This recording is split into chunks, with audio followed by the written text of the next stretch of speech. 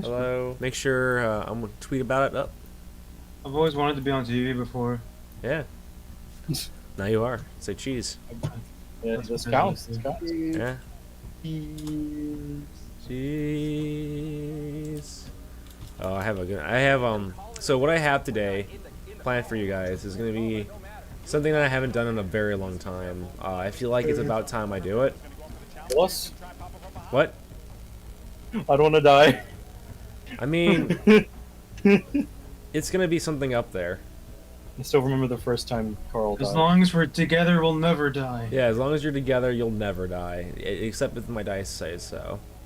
Well, I am worried. Yeah, but there's 4 of us and only 1 of you. Well, Yeah. I'm less worried. Alright, let me... I feel good. I have my friends. So there's no way I'll be. Alright, there you go. Won't be safe. Right, Nick? You'll protect me. Wait, All right. I was Alright. hoping Carl would do most of the damage. You open Carl will do most of the what? Most of the damage, I'm hoping. Wait, why would you want? Wait. Well, who's gonna protect Carl?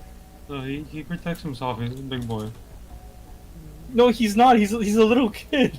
Yeah, but when he inhales, Yeah. He's like big, strong. Yeah, he gets big strong boy. Big strong Well, boy energy. And we do have a cleric. And Kind of. yeah, kind of. But you have healing spells. I have healing spells, technically. Great. Have we And compared then- healing spells? Because mine's not really. I think I have Spare the Dying, that's it. Really? Oh shit. I'm pretty sure that's the only spell I have to heal us. I have. Oh, no, I have Cure Wounds. I have healing word. That's You have about Healing it. Word and I have Cure Wounds. We're good. Alright. Let's take on a dragon. Alright. Absolutely. Wait, did we get Dragon? a, Wait, what? Did we get a long rest from last time? Yes. No. It was. We'll say this. You guys just finished combat with the rogue Viking. So you were literally just ended there on his boat. Yeah. So I was gonna do a little fast forward to like the next day type thing if you guys want me to, and give you like a long rest that way. I mean, I don't see why not. It'll be optimal I mean, we for don't us. have to search the ship or anything, do we? You don't have to. I was gonna say. Because- Go ahead. I'm sorry. Because all we did was we captured him, right? Yes, you did capture him. Okay. We did? Well, Yeah. yeah. It's like Spared the Dying. Oh. Yeah, you did. That's right. Holy shit. Yeah. I'm Oh, forgetting. shit. I'm forgetting his. Are I we thought he gonna was. torture him for answers? Hold on. Viking name generator. Okay. To be honest, I threw away his name. We threw out his name. Anyway, I'm going to go ahead and give him a new name. His name's going to be not Gandalf. This is the first name that came up here. Randall. Randall. Randall the Ravager. That's what you did to your mom last night. I cut deep. All right. That's really deep. Yeah. Sick. Alright. So, is everyone ready for us to continue? Yeah. Cool. Yep. Cool beans. Let me just go ahead and close some things up and get right to it. Alright. So, last we left off Embers, and I'm going to go ahead and do a little brief summary to kind of catch Alex up on a little bit. Basically, you guys were last left off on the island of right here on the map here. The island of your guys is over at Myrkenhelm. On Myrkenhelm, Bill is currently having a week to himself, kind of getting out of the house from your guys' gateway to that new realm. You know what I mean? The hideaway house. No, it's called the Shed. the ghost shed. I don't know. We'll figure it out later. But that's really the thing here is you guys were on your way to Myrka, the city of walls where giants and humans coexist, at least the best they can. But as you were there, Peter told you that basically the prick from Gaunt's is after you, and he's already let them know about you, and that you were not to be given access to the giant kingdoms in the north. And as you all know, the whole purpose of doing this is to, one, go to the Shrine of Elsahan, two, find a fire giant who can forge zeppelins, and three, go to the cloud cities in the sky to find a sky dungeon, essentially. By the way, the captain's name is Captain LaRouche, kind of like Captain LaRouche. Captain LaRouche. It's Okay. kind of like Captain LaDouche, you know, because he is kind of being douchey to you guys. But yes, you guys found information from them. That's essentially the broad points of what's happened. You guys did find Randall the Ravager, the rogue Viking, and are currently on his ship with a former soldier turned helper of yours, who's by association Sven. He told you in his hometown he's known as Sven the Younger because his dad is Sven the Older. You don't know much about him. He seems kind of reserved. The only thing you really know about him is that he fought in a war 20 years ago, and he mentioned something about his dad fighting in a war longer. In particular, he mentioned that his father fought in the culling, which is a known event where the pirates were killed about 30, 40 years ago. But to kind of sum everyone up, that's where you guys left off. But before we do that, though, there was an event there's a scene that I've saved for quite some time because I wanted Alex to be a part of it. So you had the Kenku Master speak. You were kind of fast, rewinding a bit to the interrogation room. Peter spoke to you. The Kenku Master spoke. The Kenku leader spoke to you. And what's his name? Fuck. Sorry. Oh yeah, the captain. There's one more person who, the Captain LaDouche. There's one more person though who hasn't spoke to you all, and that is the man who's, essentially at the center of this all. Back in the interrogation room, you just spoke to all of them, and finally, last but not least, enters King Auric, commonly known as Prince Auric. Now the king sits down. He is dressed in rather decent garments. He pulls out a case of cigarettes and lights one and holds out any of you all and says, "Spare to have one if you want." I don't smoke. I laced it with the good stuff. No thanks. It does not exactly go well with, the other things going on. Fair. He puts someone in his mouth and lights it, and goes. So,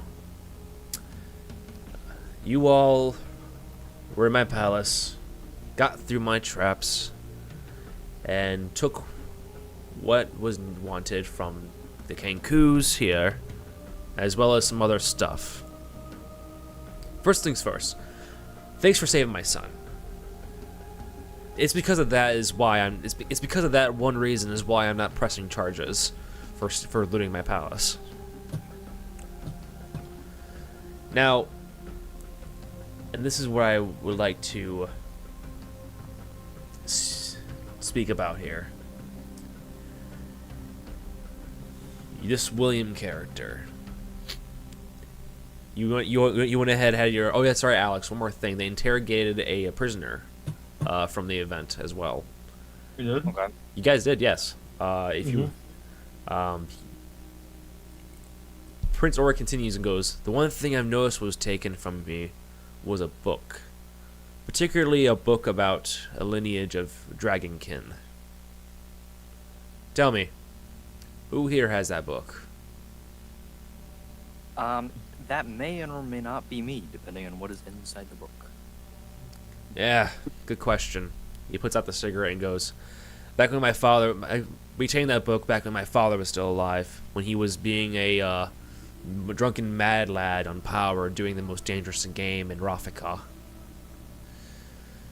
And I don't believe this man has been killed, because he's not part of the casualty list that was kept. But this author, he left a code on it. It's something I've been trying to make my way out here to do, but considering you essentially, like I said, saved my family, because losing my prince would have destroyed everything, considering I'm already living in the shadow of my father as it is. He pulls out another cigarette and goes, this is why I smoke. Understandably so. Mm-hmm. Big shoes to fill. And he goes, except the shoes are covered in blood, and it's disgraceful. But regardless, I've heard of a man who studies dragonology, and he might be able to break that code for you. He's actually in the Northern Fjords. You have a map?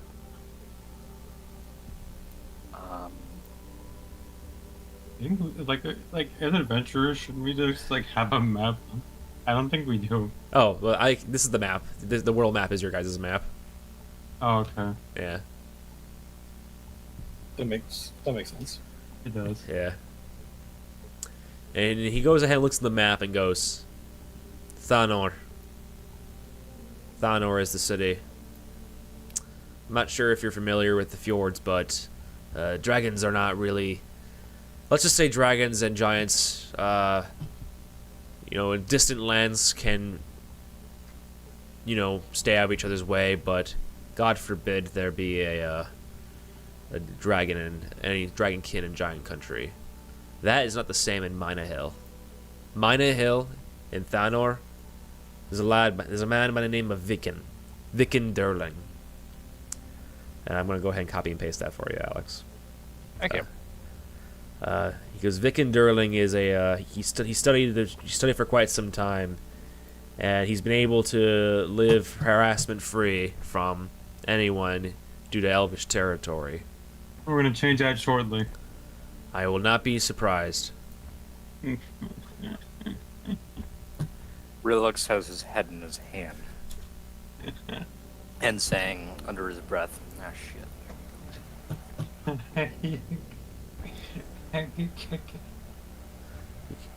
He goes, one more thing. So, you're making a name for yourself, ass. God damn it. That's us. Always. Yes. So I believe you should probably get to know. I believe I should probably give you the rundown of the political situation from an man on the inside of what's happening in what's the setup in the continent, all kingdoms included. I'll sum it up in simple words for you all. I do not feel like rambling today. Sounds good. Good. He looks at the map and goes, He points to Eldway and goes, Eldway. The oldest of the brothers. I should explain that. Eldway, Middenmark, Nettersden. 3 human kingdoms that sprouted from an adventurer known as Eric. Eric fought off the giants and the dragons and went ahead and made a peace treaty with the north. Without the giants in their land, without the giants harassing them, Eric took his path towards the continent of Eotro due to the spread of humility and the destruction of various holy objects. Or he could just want to steal a bunch of stuff, that too. But Eldway, the king's name is Olaf. He's older, long in the tooth. He lost a war with Zoidaland about 20 years ago, and it's something that well, let's just say it's very dramatic and very much internal fighting over who's the cause of it. Mark. Man's name is Carl. Carl. Yeah, another Me? Carl. Another Oh, Carl. okay. Another Carl. Yes, another Carl. There's two of them. Oh. I mean, There can only be one. Well, shit. I guess we've got a hit. he goes Min Mark's King Carl. Carl is middle aged. He's more bookish, with glasses. He actually doesn't look too far off from this kid, especially when he was younger. He was quite chubby. Wait a minute. Hi. That sounds really similar. I mean, you'll know what I mean Did when you see him. did he also happen to have an affinity for llamas? You know, he does have an exotic pet. Pulls out a picture. Pulls out a thing out of his pocket. And it's like pictures, and it's like clearly photographed pictures. It's like a phone book. It's like a miniaturized picture book, and goes, there he is. And he pulls out this picture, and you see this guy with somewhat bullish haircut, brown hair, and and John Lennon like glasses. He's dressed up in casual attire, and it seems to be in the country. He's currently laying in a pile of hay with his hands behind his head, just hanging out with a smile on his face. To his left, you see a mini horse, and then a larger horse, and then you see an elephant, and then to your right, you see a camel, and it's kind of smudged out. But roll perception roll if you're looking. All of us. Yes. All right. Okay. That will be a 16. 25. I started paying attention when he said the name Carl. True. Yeah. All right. I don't think Natural it's 20, Time 26. Carl actually Oh, fucking God. paid attention. holy shit. That one time. Dude, the Carl lore is insane. Yeah, the Carl lore is insane because with that you're all able to look at it and go, wow. Not only is that a llama, around the llama's neck there appears to be a medallion. Medallion. Yes. Carl, do you recognize that thing? Do I? Roll a religion check.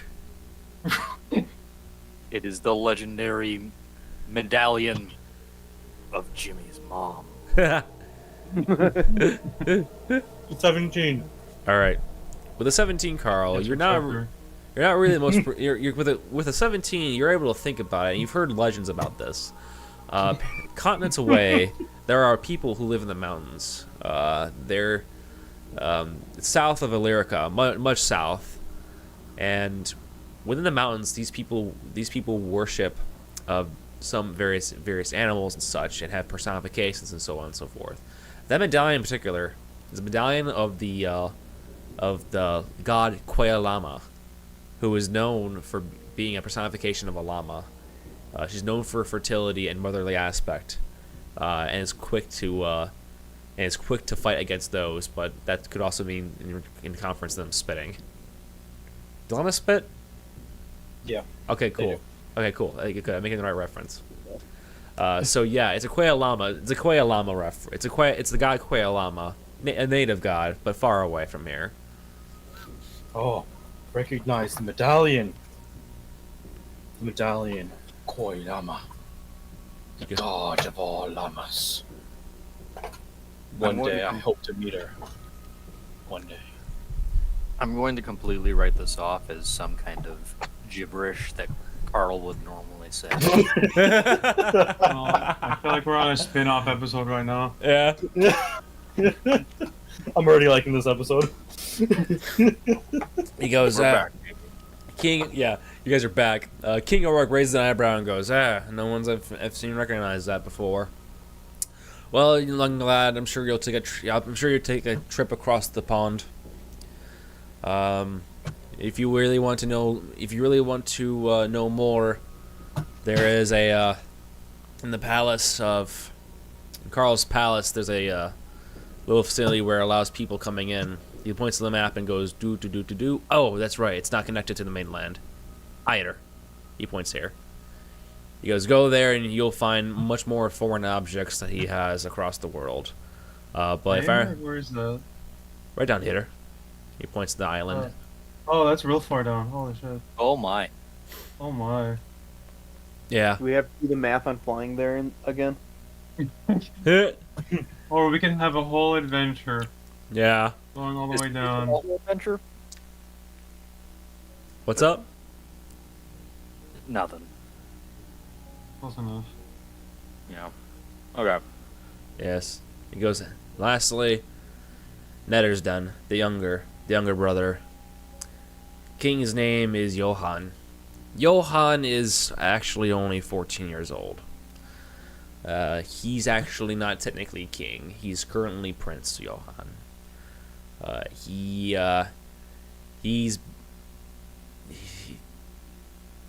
That's right. Yeah, he goes, when it comes to, when there's a, I'm sure you'll find out more about it if you really want to get cozy up in the gossip, but there's a big issue between Eldway and Nettersden. You see, 20 years ago when Zoylan invaded, is it Eldway? Sorry, no, I'm getting my guys confused. I'm sorry. I will write this down for you guys, okay? I'll write down the names. The point is, all three of them have a conflict with each other. Johann is under a regent, and the regent doesn't like anyone. I met the man himself, and I've never seen a man so stuck up. So of course, the boy king can't rule.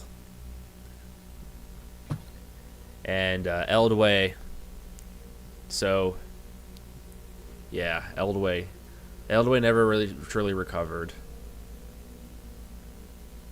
Anyway, next thing is, so first, the elves chill. They do whatever they want. The dwarves, they like to dig holes. I'm kidding. Actually, no, I'm not kidding. Diggy holes. Diggy holes. They work out well with themselves and have a weird treaty with Bronheim, the Fire Kingdom. The giants poops in the forest and eats fruit. Literal primal. Fireheads. Frostheads, big fuck off storm giants, and lastly, the kingdom in the sky. He points to the portal and goes, "That portal is an access way to the actual Sky Kingdom, where islands float and defy logic. But this is a world of magic, so what the fuck do I know?" Because is there any sort of juice you want to know, or any sort of particular information? Because I'm pretty sure I don't want to. Yeah, I'm still hung up on the whole Carl thing. What the hell is going on with that? That's what's holding you up? Yeah, Yes. this is holding you up. It's just a king. There's more people named Carl. Someone smells fishy about this. Yeah, I think we should investigate. No, I think this is Listen great. here, clown. Right. Carl is not exactly an uncommon name. I don't know. I only know one Carl. Carl! Carl. Or All right, so we're gonna do. It's gonna be Olaf of Middenmark. I'll send you guys the important stuff. But the thing is, he circles the map and goes, "These three human kingdoms are under the house of Frostig, and all three of them are descendants of Eric. They're all distant cousins by this point, since it's been over 1,000 years, but they do have what they have. Oh, there's one more thing I forgot to mention. He points to the capitals and goes, Latra, Eir, Hester, as well as Erica. He points to the shrine up here and goes, all four have big statues. Big fuck off statues. Let me rephrase that. You see, dwarves here built statues of the three sons and the daughter. There's a daughter known as Erica, of Eric. She's a shield maiden. Her temple's up north, but you'll find shield maidens all across temples everywhere. Point being, there's four statues of all of them. The dwarves carved them. The elves gave them life. Whenever, upon needed, if all three were to put their heads together and call upon their gods, all four statues will come alive. They stand about 30 to 40 feet tall, and they are very fast. In fact, the only thing I've seen them it was very recently that they were destroyed from artillery, but they were brought back. So, you know, be aware of that. Don't piss off those countries unless they... I mean, what are you guys going to do? Destroy the world?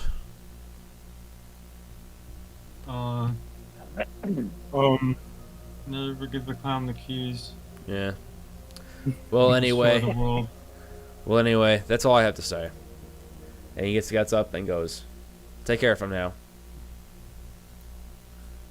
Take care. I hope you guys were listening, 'cause I only got half of that. Yes, I know. Yeah, I know. I'll go ahead and I'll fix that guy. I'll fix it, okay? No, I'm saying that in character. Oh, okay.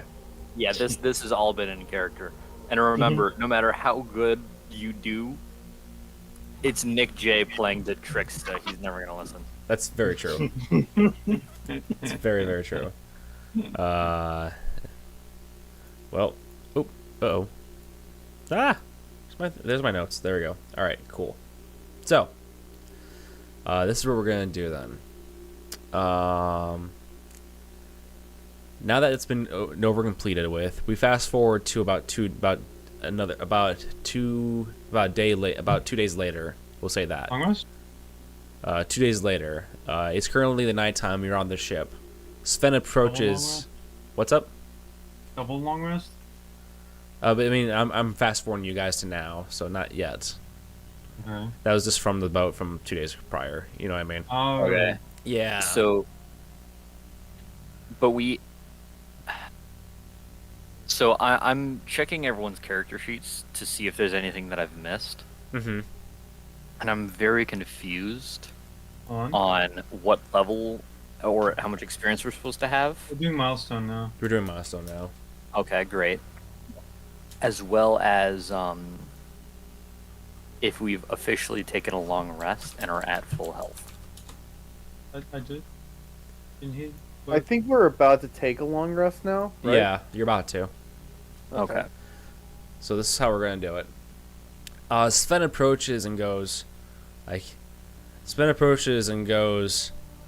well, I believe if you follow me, we'll go ahead and put him in a cell and take it from there. I'll go ahead and see what I can do. This is what I think we should do, though. He goes, you all had a good fight. Take the night off. Spend the night in. We'll go ahead and escort Randall over here, who's still passed the fuck out, to a cell, and I'll go negotiate with the guard. Myrka's gonna want him. Maybe we can catch a ride with him. Because he says, you guys mentioned wanting to go to Myrka, correct, for passports? Yes. He goes, yes. With a question mark? Remember? In order to get your passport, you had to catch Randall. Well, we've got Randall, so let's get some passports. All right. So, to kind of catch things up, and I know I'm kind of glossing here because I want to make sure we have enough time for this tonight. You guys approach the control at Merklenheim. The guards an officer is impressed with you all, and takes the boat in. We'll go ahead and hold the boat in their name here, and says the officer. Until we hear back from Myrka, we'll take it from there. You'll have to negotiate with them to see what you want, and see what they want. For all I know, they might want the boat. Okay, so I have 2 questions. Yes. First of all, is Kyle, as well as Abdul, playing with us from now on? I have not heard. I don't know. I think Abdul's schedule. I don't know if he can stay awake during our time. Okay. To be honest, And then- go ahead. Can't blame him, really. Yeah, like Yeah. I do. Like I said, we have that 5th spot's like a rotational spot, so we can talk about maybe seeing what we can do. Okay. I just didn't know if we've talked to him or not, so I was just asking. The other question is, where exactly did we dock? Right here. Okay. I didn't know if that is where we were going somewhere else, or if that's where we're docked. Okay, that's where we are now. Gotcha. Yep, you guys you guys are able to hop a ride with the Kenkus. The Kenkus have since left by this point. But you are still this actually here is what I'll say. By the time morning comes and you guys have your breakfast and everything in a lovely inn in Merkenhelm, the music's playing at the night. It's not too terribly loud. The food could have been much better. It tasted a little too fishy, you know what I mean? But that's fjordish food, so what do you expect? Y'all ever have a lutefisk? Shit's smelly. Sorry, Scandinavian food enjoyers. But what ends up happening is you guys are allowed to be given proper escort to Myrka. You're in you guys take a boat, wake up in the morning, take a boat to Torden, and take an actual vehicle. It's a large truck, and Randall is placed in the back, and you're all placed with him since due to lack of room. About halfway to Myrka, Randall wakes up and goes, "So you all captured me, didn't you?" Yep. Really now? Well, what does a Abraham- dam look like? He goes, "Well, just about what I think it looks like. Me being captured. Well, aren't you descriptive and perceptive? You don't need to be descriptive and perceptive when you can be strong. Except that you're captured. For now. Yeah. Okay. Anyway, Yes. And by the way, Sven is with you guys as well. He's tagging along to the city of Myrka, and he goes, "Randall, this is what I was trying to tell you. This is why the crew left you. You've gone nuts." And he goes, "I haven't gone nuts. I haven't gone nuts at all. I know exactly right, what I'm doing." all right, nutcase. He goes, "Sure thing." He looks at, and you see him look at Sven and goes, "Sven, just like your father, coward." Ouch. Sven just, Well, aren't you rude? you see Sven just clenching his fists and just looks away. And then Randall goes and just smiles and just slumps back into his seat. And goes, "Won't be long. Just gotta wait for the fog to clear." Fog. Yes, which is kind of odd. Because as soon as you guys... it takes about another 10 minutes or so, but you guys left early in the day, but there's still fog out. It's about 10, 11. Should be long gone by this point, but this is where you reach the city of Myrka. As you guys approach, you see the guards open up the hat, stop over to get gas, and they open the door and say, "Step out." Gas on a ship? Wait, is he like They're taking a steamship? they're taking a prison vehicle right now. Okay. Yeah, you guys were in the back of a prison vehicle right now. Okay. Yeah. You're escorting him. So, you guys approach Myrka, and Myrka is what stands out to you is the fact that there's 2 mountain ranges here, but covering the area here, what appears to be a humongous wall. It stands about, gosh, maybe 75 feet tall to 100 feet tall. It is huge. Now that is a big ass wall. And the officer who was filling up the gas tank hears you and goes, "Oh, it is made by stone giants long time ago. They're really good. They're really good at making and using stone."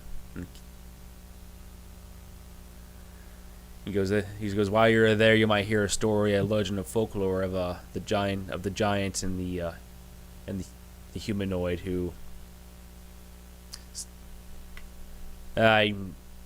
kind of starts scratching his head and goes, "I'm sorry, but I kind of lost my train of thought." Does he not know who the humanoid is? No. No, he just knows a little bit.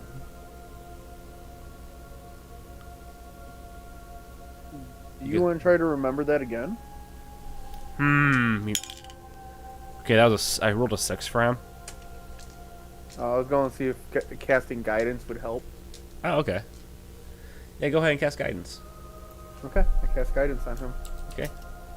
So he gets a D4 to his roll to try to remember. Okay. All right, it's a 4, so it's an equal 10.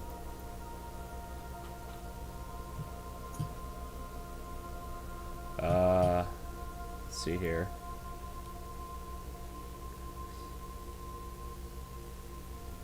Let me see here if this name works.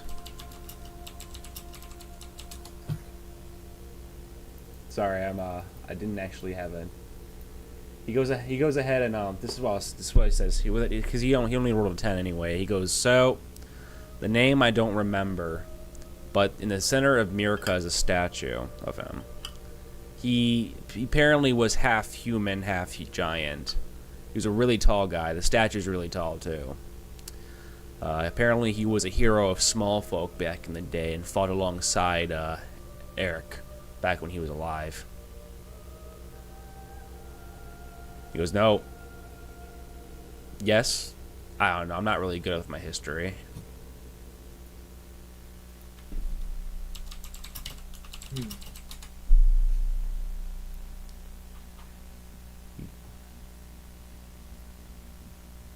Ben? Oh. He snaps his finger and goes, I remember. He goes, Sigrin. Sigrin the Tall was his name. Oh, I like that name. He goes, it is kind of a cool name. Even told. He goes, Wait, even for a giant? what's up? Was he tall even for a giant?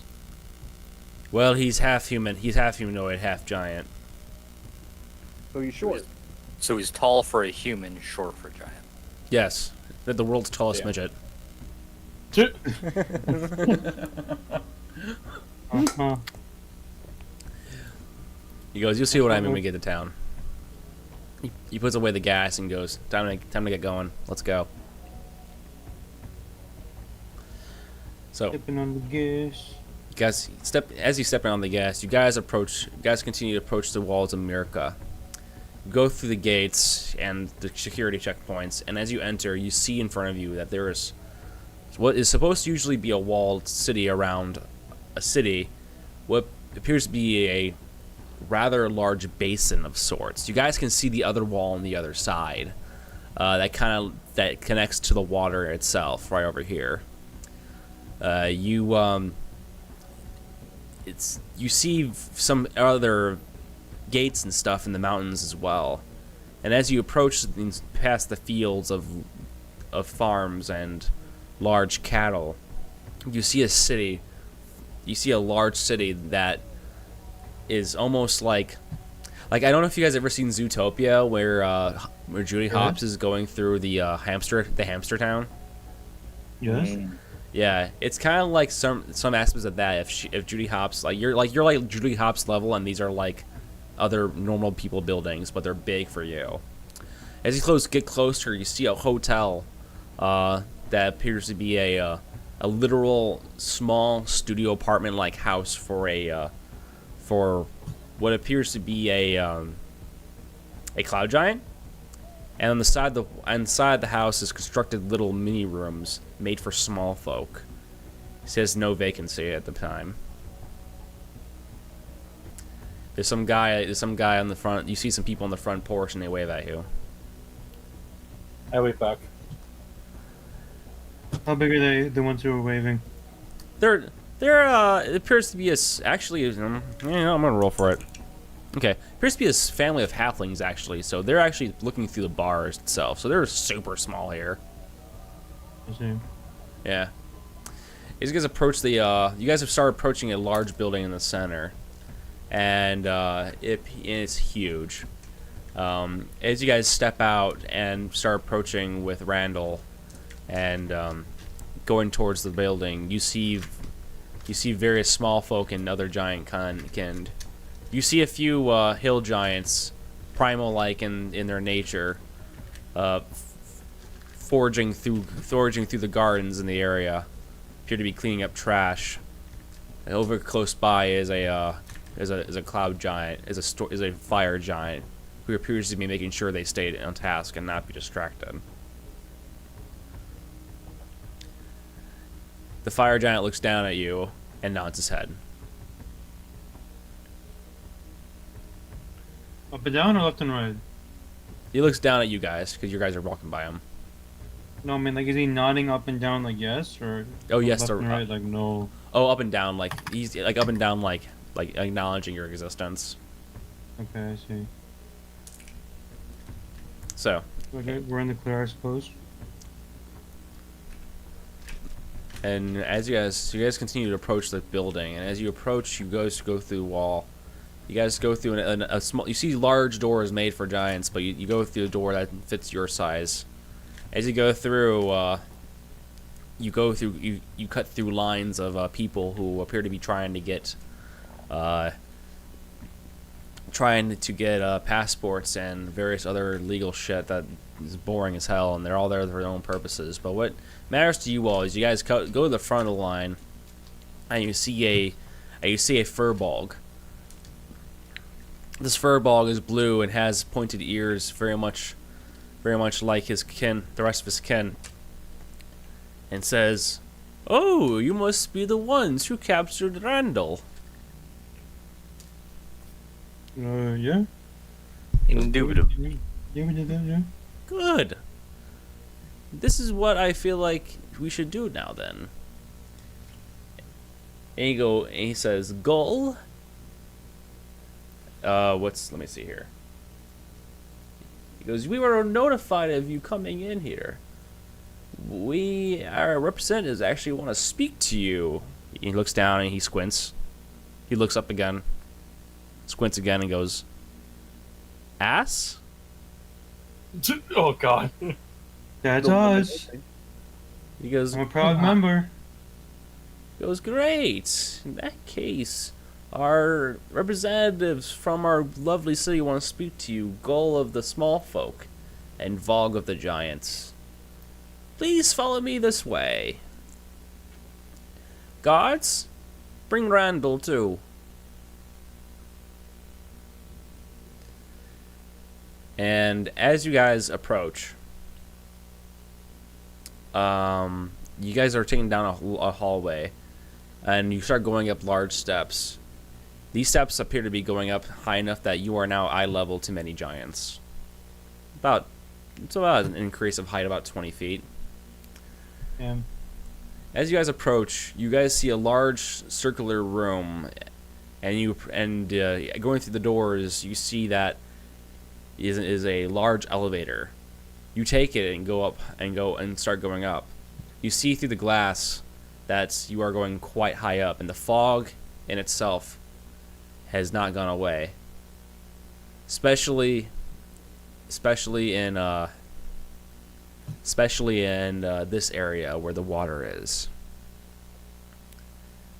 You approach the room up to the top, and as you step out, you see yourself to your right an area of steps and stuff made for small folk, and to your left you see a rather large desk.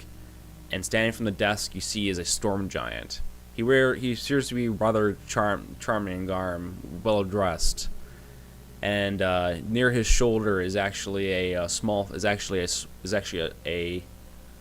dwarf of all people. And the dwarf goes, "Oi, this is the ones who came here who got the Ravager. Ravager." Wait, where is the dwarf standing? He's on his shoulder. Is the devil on his shoulder or is that the angel? Yeah, it's up to you. I'm imagining more of a parrot on a pirate. Oh, Yeah, that would make sense. that's funny. The parrot. Where's the dwarf? he just looks at you and goes, "Who the fuck you calling a parrot?" And then you see, I didn't do it. and then you see the storm giant look over and just goes, "I thought it was funny." and you see, and the dwarf goes, "Oh, shut it, Fog." He gets down and he gets down from a ladder from the desk, and after some time, and after giving him a head start, the storm giant gets up from his desk and approaches you all. He is now at your eye level, and the dwarf is now standing next to you. And he goes, "So, ass." Yeah, how tall is this dwarf compared to little Carl? He's about your height, Carl. Oh, High level. He goes, Pretty "Ass. cool. We were informed of you all from the Minister of Defense of Gaunt's, and your supposed ties with the murder of the Prime Minister of Foreign Affairs. But we've also heard from the Order of the Equilibrium about a man named William." And Vogue, the storm giant, speaks and goes, "This is concerning to us." What? Yes. You see, we were able to interrogate a survivor. Apparently he spoke to you much about 2 days ago on your ship. And if you guys are trying to give you guys a quick little memory, it's this guy. oh, that guy. Oh. He goes, "Yes." Ah, yes, I remember them. He goes, "Yes, him. We need to speak about him." No shit. When he was interrogated in the Tower of Torden, and was said that William wasn't done, and that what he did, the harbor of Lundersdam, was just a candle in a sea of candles. He says he told our interrogator that he meant to tell you, he wanted to tell you this, but so surprised you didn't ask. He said, "Tell Ass that I forgot to tell them that the giants are going to have an issue with the fog, and that from the fog, fire will rise." And he's reading this from a letter, and he puts it down and goes, "That was the last question he was asked." Wait, is that what they call smog? Smug? Yeah. Kind of, sort of. It's fog, but yeah. I guess smog is like, God damn it, what's smog now? Smog? Yes. Oh, smog. It's like from cars and shit? Is a haze combined with smoke from pollutants. It's not from what. Are you asking a question in character, Nick? Yeah. Okay. The Vogue goes smog, fog. Not sure what he means. As far as we know, what's north of here is just a regular fog. And he goes, what really concerns us is that was the last time he spoke to anyone.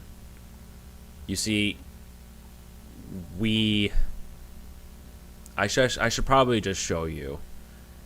And he goes ahead and you see Vogue pick up what appears to be a little, like he picked a bookshelf, and he's a giant, so he just grabs the bookshelf and brings it over and just drops it next to you. This thing's just full of tapes. And you see the dwarf go ahead and grab one of the tapes and puts it in a projector that's on the shelf as well, and projects it onto the wall next to you. And you see it's the room inside, and you see that it's the room inside the boat of the king of the Roger flock. You see the man sitting down writing a letter.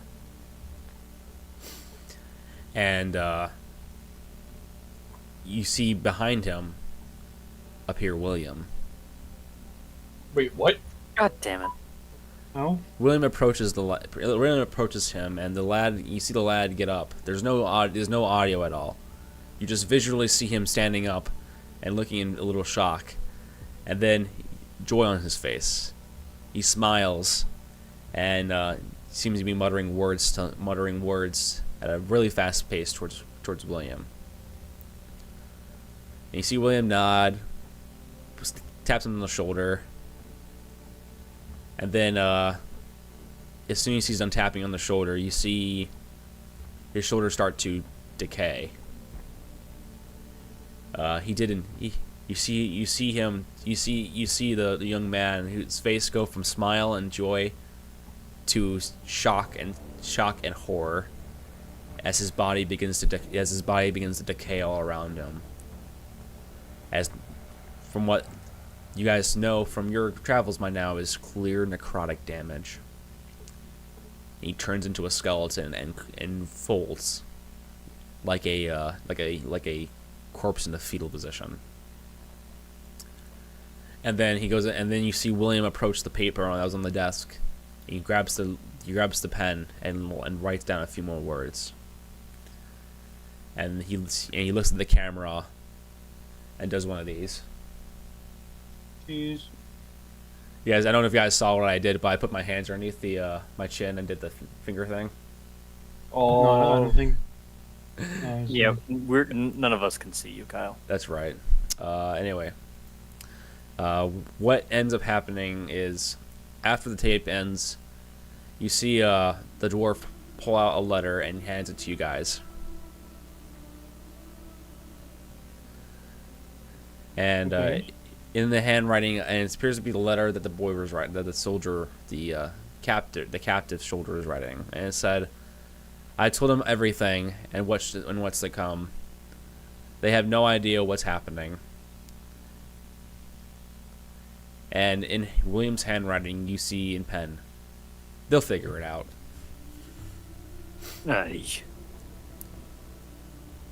And then at this point, Vogs speaks to you all and goes, "So, we can't make of it either.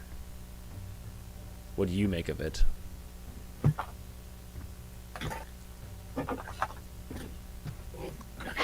Yeah, I don't know. Make a dexterity saving throw. Wait, what? Oh god, we didn't figure it out in time. Fuck. Well, I swear to God, if he's casting Fireball on us again. it is 15. Okay. 9. I failed that. Oh, I failed that. All right. I'm rolling. Kyle was actually trying to think, but by thinking he was not looking where things were going. So I never took the long rest. So that, sir, is with a dexterity saving throw a 7. Okay. By the way, you guys got a long rest last night. Good. oh, okay. Yeah, you You guys got a needed long that? rest last night. Yeah, because you guys spent the night in Myrka. I just kind of fast forwarded because I have plans for tonight. Do I have? What's up? Continue. Sorry. Okay. All right. With this, Do I have time to shoot off my cannon real quick? well, that's a thing. Let me explain. What ends up happening is not you. It's sudden. It was loud, and it smashed into the building. You heard a into the building. The building shakes and debris begins to fall from the ceiling, accelerating at a higher rate. The fire. So Kyle. Yes. Whatever sound you made, that did not come through on your mic. I kind of heard it. It was like a little, like a slap. It was like a, yeah. It was like I slapped my hands on the microphone, but it was a loud rock that seemed it was a loud explosion that it seemed to hit, and some of the glass around you guys shatter. Debris begins to fall. Those who failed on a 11, Oh yeah, I failed. take 12 damage from debris falling from the sky, from the ceiling. You see the dwarf get knocked off his feet and begins to seem to fall off the edge by going over the rail. but Vogue catches him as he himself is knocked off his feet. He gets up and goes, "What the hell was that?" And you hear another loud in the distance, and another loud explosion in the far off north. As you see Vogue stand up, and he begins to mutter a spell.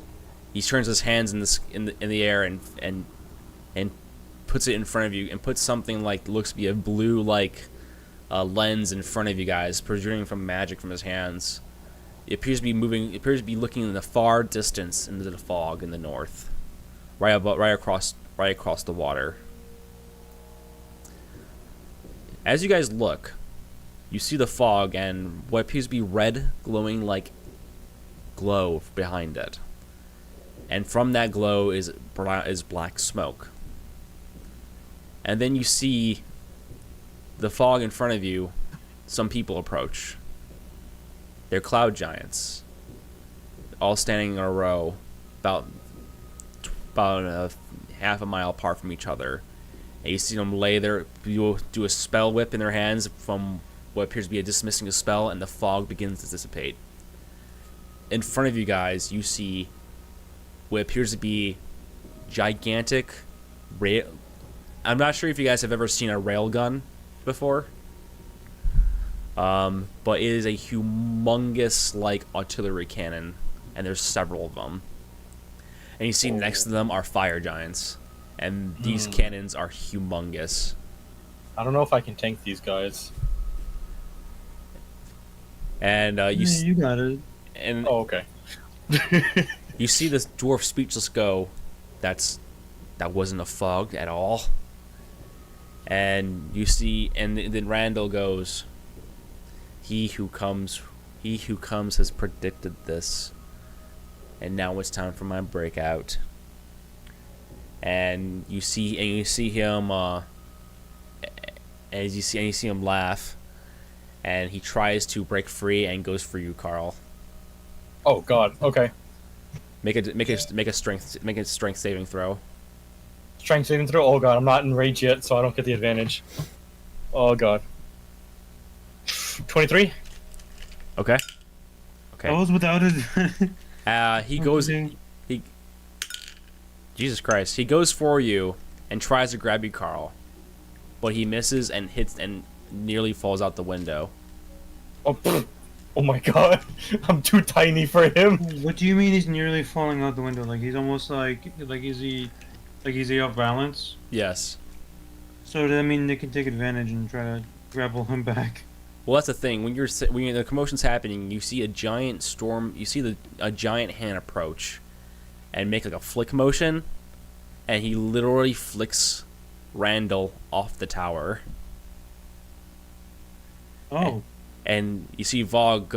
You see that's Vogue's hand. And he looks down at you all and goes, "You did bring him back alive, but there is no time for this shit." Okay. He goes, "We'll keep in touch about the boat, but this How is tall what is this tower, by the way? it's like a skyscraper." So you just flicked Randall off of that skyscraper, and now he's plummeting to his death. He tried to kill a kid. Yeah, but he had information. He's gonna. You see him go. He's been bluffing you the entire time. Oh. And you know this how?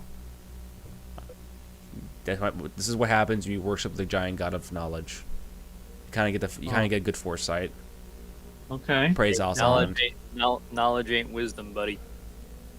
That's fair. Whoa. Fair. Not insight or perception, apparently.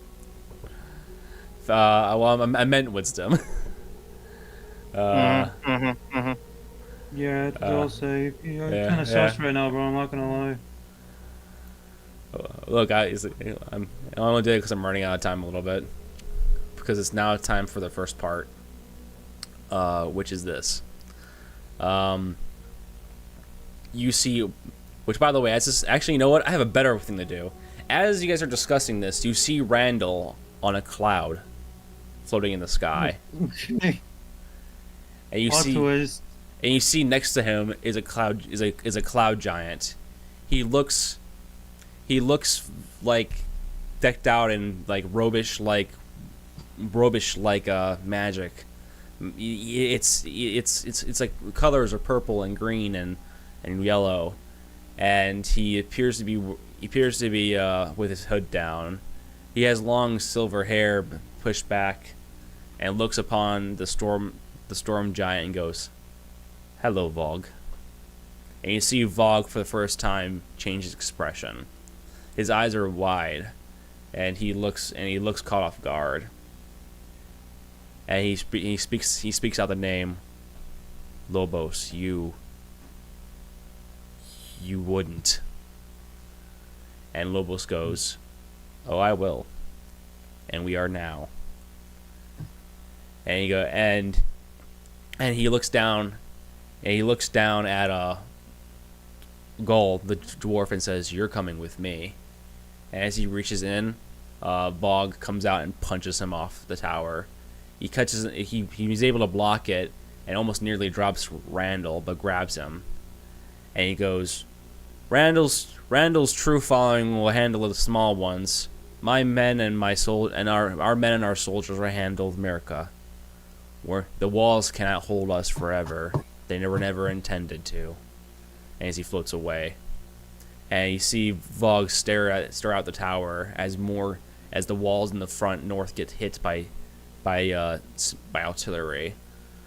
You see distant fire and everything and chaos, and you see Vogue look down upon you and goes, "You need to take Gull out of here. I will stay, but this is what I think you need to do, and if you can do it for me, you would greatly appreciate it. We'll get back to you on Randall and the reward, but if you can get Gull out of here and get him to anywhere, preferably Latra, we'll be much better off." And he looks down and goes, "This is what you need to do. Get out in the courtyard and go west towards the mountain. Inside the mountains, you'll find an escape hatch to our airfield up on top of the mountain. Above there, you'll find a pilot, and he will take you to Latra. And he has space for all of you. He hauls cargo, but cargo planes are slow, so so please just be careful." And as soon as he says "be careful," you see something odd happen. You see the artillery shells aim right towards a cloud and fire at it, and you see the cloud jolt in the sky, and debris begins to fall from it. And you see Vogue look over and goes, "You should go before that falls." Okay, don't have to tell me twice. Can you point me in a direction, please? Let's walk the fuck away. Please, no smartass comments, no clowning around, pun intended. Let's get going, please. Pun intended. All right. As you head out, Vogue salutes you all. Vogue salutes you and goes, "I'll handle what I can handle. I'm gonna go ahead and organize what I can organize." And you see him approach the outside of the window and leaps out. Okay. You guys start taking the elevator, and you hear the commotion out in the distance. You hear screaming and such. You enter the courtyard,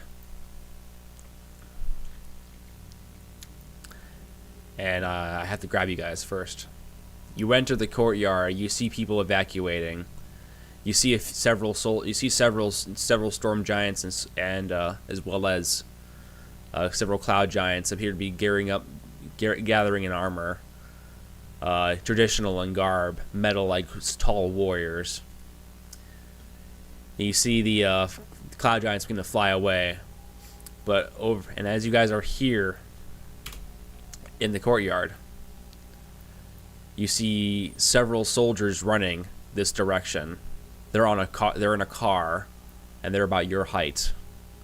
Then you see a giant rock thrown and smacks into the vehicle, smashing into the fountain. As you see coming from this side, you see a large figure. Figure. And it looks to be it appears to be a hill giant with a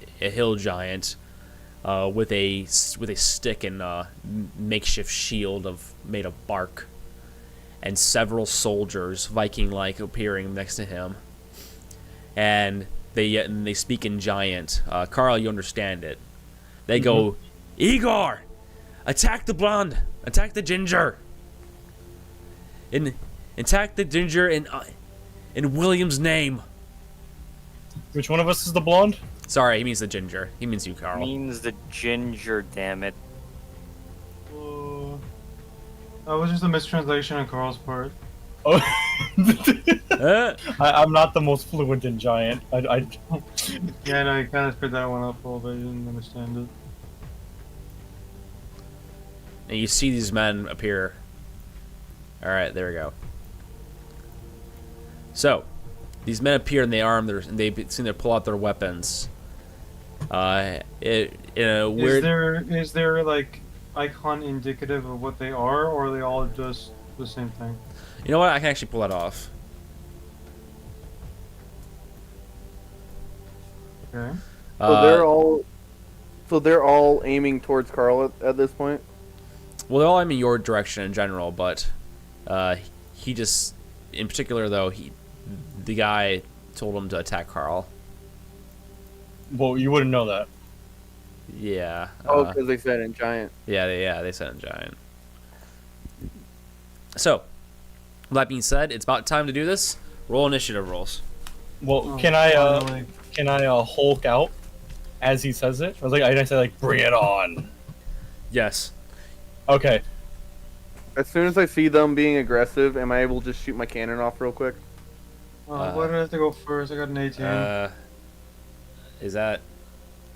what's your cannon do again? I'm sorry. Anyone within 10 feet of me gets some temp HP. I'll allow it. Okay, so whoever's within 10 foot of me, which I think is only the Trickster. That's me. I'll need it. I'll need it the most. You get 4 temp HP. Let's go! I could use that for temp HP. Oh, you get something better. Don't worry. Oh, okay. Did someone say haste? 10. I don't have 8. I make Carl bigger. Ooh. Oh. Okay, here we go. Alright, cool. This can work. Alright. So, who rolled 20 to 25? 15 to 20.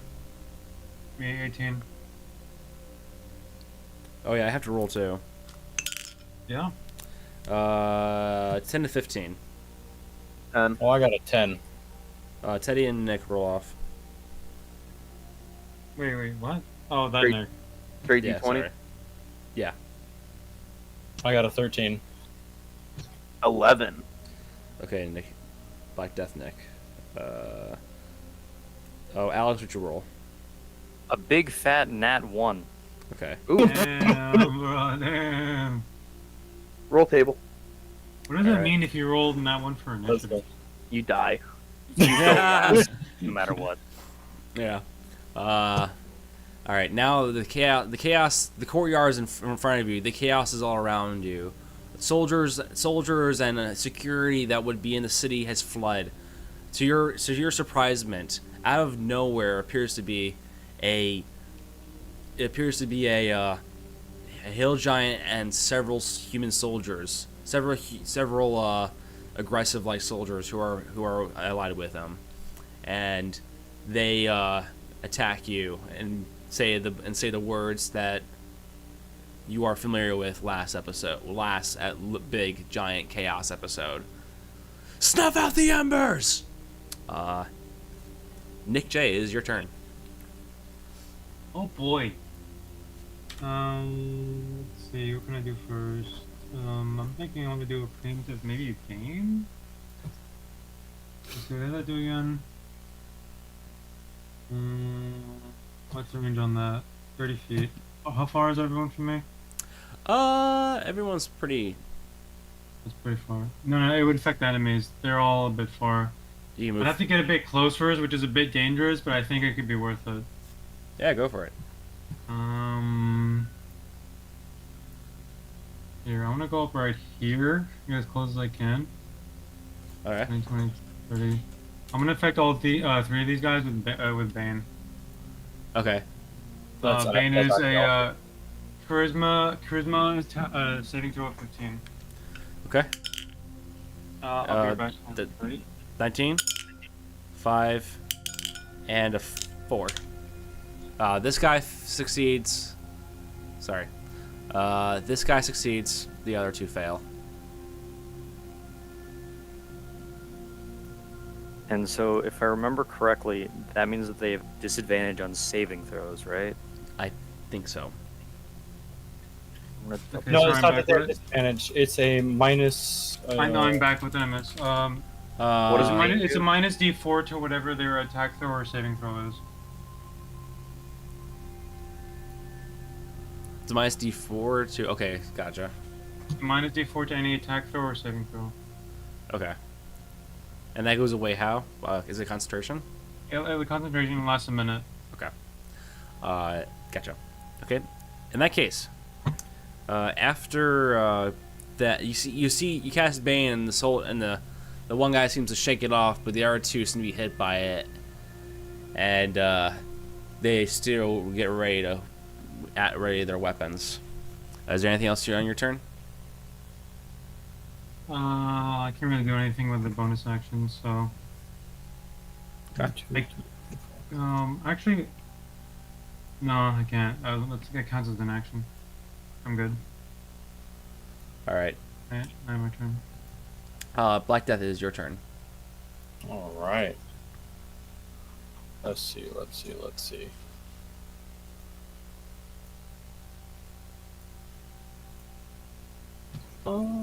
how much. All right, let's do this. All right, so I'm gonna go right here, even though I'm in between both of them. So I'm assuming. Wait, is there any notable difference between like the guys in red versus like this guy and the archer? Yes. These two guys appear to be rather bulky. They kind of give off barbarian vibes. This guy in particular gives off sorcerer vibes, and this guy has a bow and arrow. Oh, sorcerer vibes. Yes. Actually, if anything, instead of me moving here, I'm going to move here. Right in between these two. And I'm going to go straight for the sorcerer. Okay. There can only be one. There can only be one. So I'm going to be like, hello there. And I'm just going to give him a good old 1, 2, 3. All right.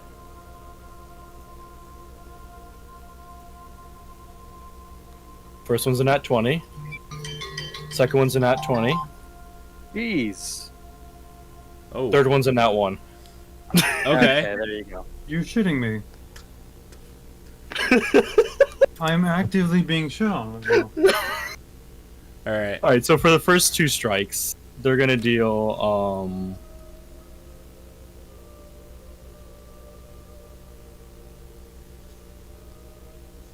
9, 10. Wow, that's like minimum damage. Okay, so that's 11 damage for the first one. Okay. That's 18 damage for the second one.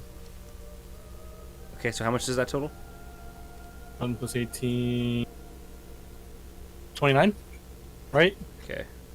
I think. Okay. All right. Cool. Your punches do. Wait. Go ahead. Right? Yeah, 29. Yeah, okay. Your punches do multiple hits, but roll how much damage did I do? You say you missed. You rolled a one, right? On the third hit, yeah. All right. Roll for damage. Roll for damage? Yeah. Oh god. 10. All right. As you go for the next punch, you instead punch the side of the vehicle that crashed into the fountain. As he ducks out of the way, clearly, as he ducks out of the way, as you punch the vehicle, you kind of go right through it, Oh my god. and then on the other side feels like a bunch. And as you pull your arm out, you get cut by metal. And the guy you see the sorcerer clearly trying to keep his distance from you, with coughing up blood.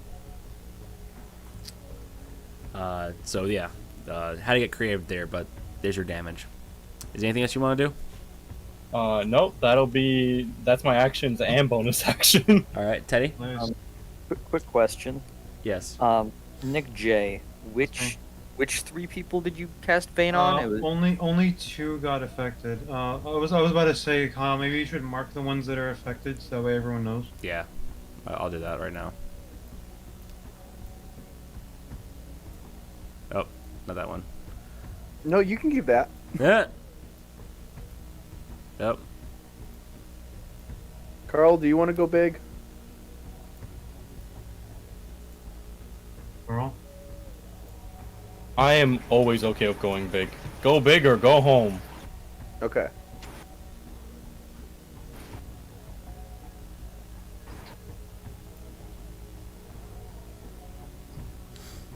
All right. So what's happening now? I'm sorry. Okay. So I'm going to move over here so that Relix and Tricksta are within 10 feet of me.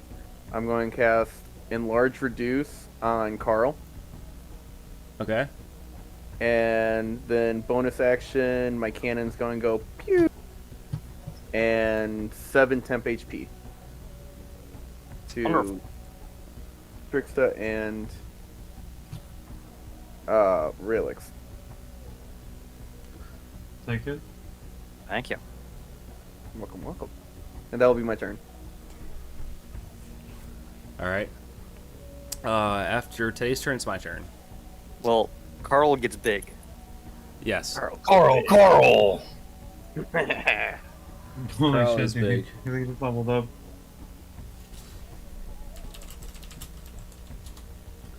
All right. Okay, this is what we're gonna do. During this turn, you see the hill giant go. He was told to attack the ginger kid, so he goes over this way.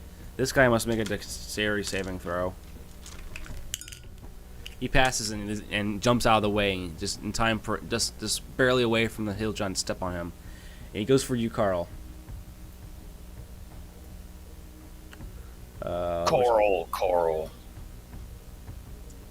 He uses his spear to attack you.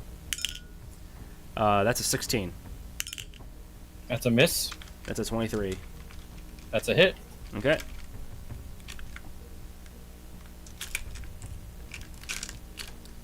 I'm missing my die. Where's the die? There's the die. Oh my god, that's almost max damage. Well, that's not good. 14, 8, 14, 22 plus 5. So 27 damage. 27 damage? Oh, Lord. 27 piercing damage. Okay, so that's 27, 28. That's 15, 14. Okay. Alright. And the sorcerer tries to go for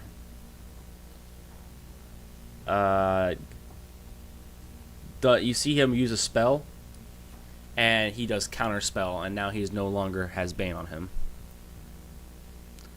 And as a bonus action, he's gonna shoot you with Firebolt. Oh, God. Let me get my let me see how much it okay. You take 8 additional fire damage. Oh, that Wait hurts. a minute. Wait a minute. Firebolt doesn't use a bonus action. Oh, sorry. I'm using a let me see here. Yeah, no. Counter spell just happens. I just I misread that. So yeah, only counter spell happens. So Carl, you get dicked with next time. Actually, what happens here is these other guys come over here, and they try and go for you, Carl. They're very much trying to beat up the big kid on the block before he beats them up. Carl. That's a 10. That's a natural 20. That barely hits. Alright, where's the other die? There's the other die. I'm definitely not looking too hot, though. That's for sure. You take 12 additional damage, slashing damage. Oh, jeez. And last but not least is the arrow. Is the archer. The archer pulls back his bow and tries to, goes ahead and he makes 2 attacks with his longbow. The first one is a 22. Next one was a 10. Okay, 22 hits. Okay. And he's going to use Archer's Eye. So as a bonus action, he can add an additional D10 to the next attack or damage roll with a longbow or short bow. So I'm going to go ahead and do 8-sided dice and a 10-sided dice. Okay. That's 13 piercing damage. Oh, jeez. Okay. I'm really hurt right now. Just saying. That's bad. That's all their turns. You hit me with like, you hit me with like 60 points of damage this turn. Like, bro. Oh god. Okay, let's do this. Coughing up a little blood. All right, because this is now Alex's turn. I like to trust you to do something good.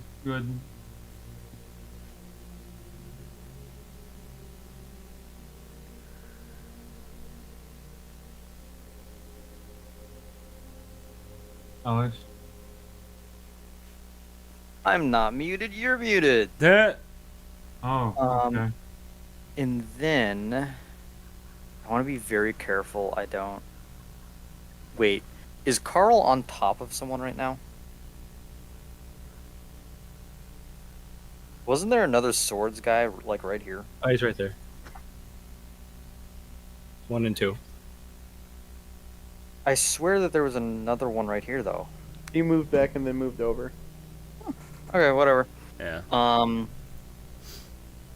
Then I'm going to cast Misty Step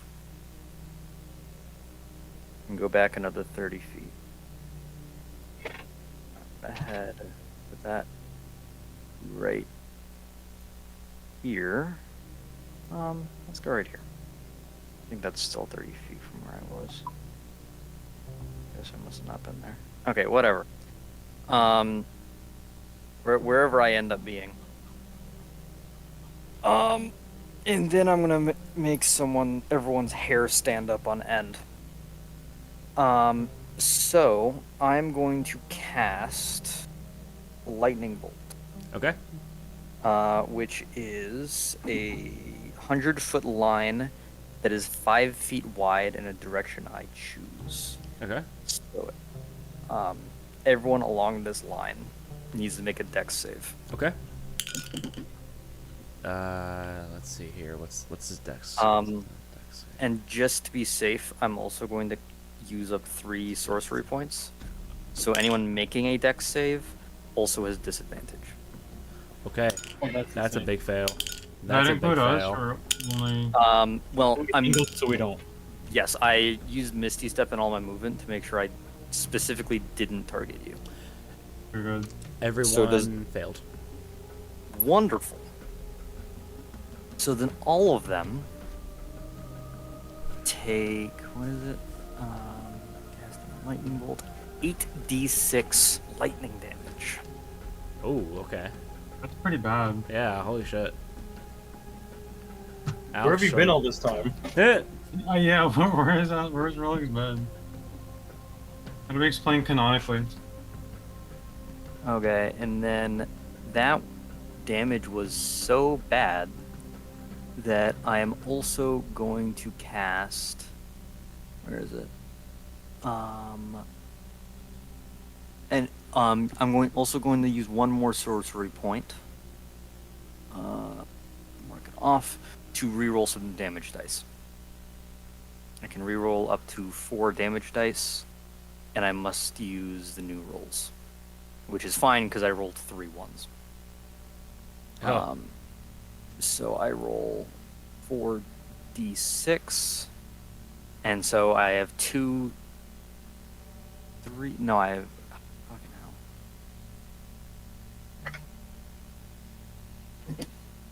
Where is it, damn it?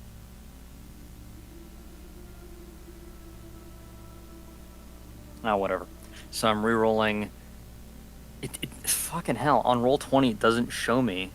There we go. So, oh no, I rolled 4 ones. 5 ones. Oh my god.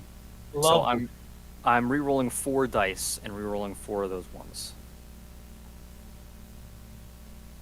There we go, and I rolled 3 5s, or 2 5s and a 6 and a 1. So that is 17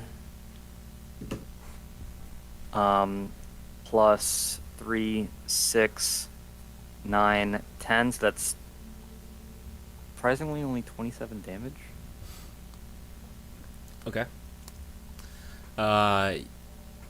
You're casting a lightning bolt, correct? Yes. As a lightning bolt shoots from your hands, it smacks into the berserker, and you see it penetrate through him as electricity continues to go forward, and smacks into the sorcerer. And the sorcerer, when you smack it into him, you appear to hit a pouch that was next to him, and the pouch lights and blazes and sets him on fire. He is now dead. How much damage you said again? 27. Okay. The hill giant, it strikes the hill giant's leg, and the hill giant goes, oh, oh, oh, oh, oh, oh. Sorry.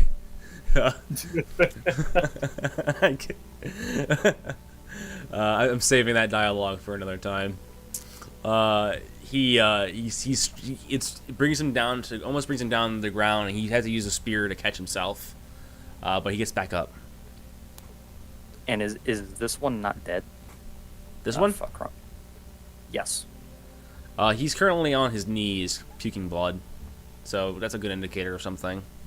Fun. And that is all I got. So pass. All right. After that, it goes right up to the next turn order is Nick J. I'm gonna do a quick little cure wounds for my friend who's looking like he's a little damaged over here. Yeah, come a little close to me to use it. I say little, but he's kind of big. Say hello to my little friend. What is the range on cure wounds? It's touch, so you have to touch me. Oh no, I don't have cure wounds. I have healing word. Oh, then just Hey. Feel better. Just feel better, idiot. I cast, and it does 3 health. All right. oh, I feel. I can see one of my cuts have now healed, but I'm still coughing out blood. I did my best. Thank Yeah, you. that was the worst thing I could have possibly done, because I had a 1d4 plus 2, so I just rolled a 1. It was the worst possible roll. Wait, it's not an action. Oh wait, I probably should have used healing word on my second level. That probably could have. Can I take that back and do it the second level? I forgot I could do that. I'll allow it. Okay, thank you, GM. I appreciate it. You're very welcome. I think you just Alright, added say that an again. extra. I think you just added an extra D4. Yeah. Yeah. There. That's actually 7 health. I see 2 scratches Really. heal as I cough up blood. Wait, did Nutmeg go? I forgot. Wait, what? Did Nutmeg ever go? He's not gone? I go after Carl. Oh, okay. Okay. Alright, I see. Well, that's the end of my turn. All right. After that, after your turn is Carl's turn. Carl.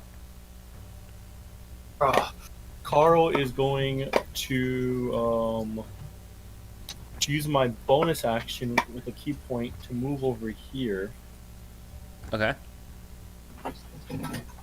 which is a disengage action, so no opportunity attacks. Okay. And then what Carl is going to do is he's going to start like lights start flaring out of his eyes as he then opens his mouth and a cone of fire just breathes out of his mouth. Ooh. Hitting a cone of 20 feet. So pretty much, it was 20 or 30 feet. It is a 20-foot cone, yeah. Okay. I feel like it should be wider if you're larger.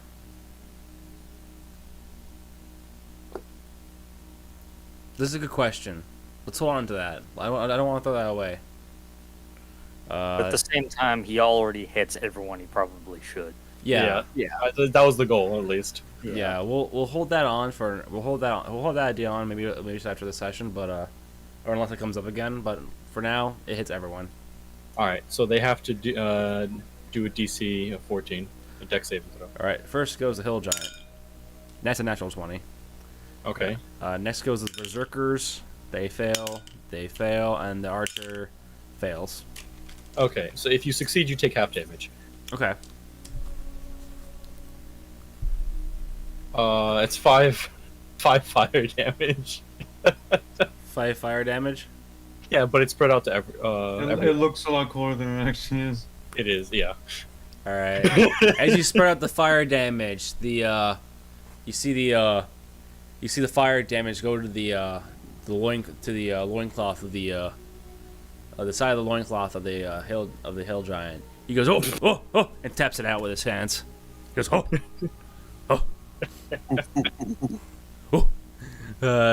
Yeah, you see the berserker gets lit on fire and just screams, "My eyes!" as he falls to the ground. That kills him? Yeah, he got screwed up pretty bad by Alex. Oh, damn. Yeah, like these were higher level monsters that I nerfed because I wanted to make it more balanced, and they're not rolling really well. This guy he takes it, and this guy takes it. They're relatively pretty okay. Okay.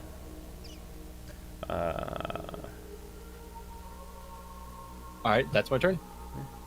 Cool. After that, it is Teddy's turn. Teddy? Carl, are you still looking pretty hurt? I'm looking less hurt. But you're still looking hurt? A little bit. Okay, then I'm going to walk over to you. And as I walk over, I'm just going to, like, kind of tap Trickster. Goes, let me show you how healing's really done.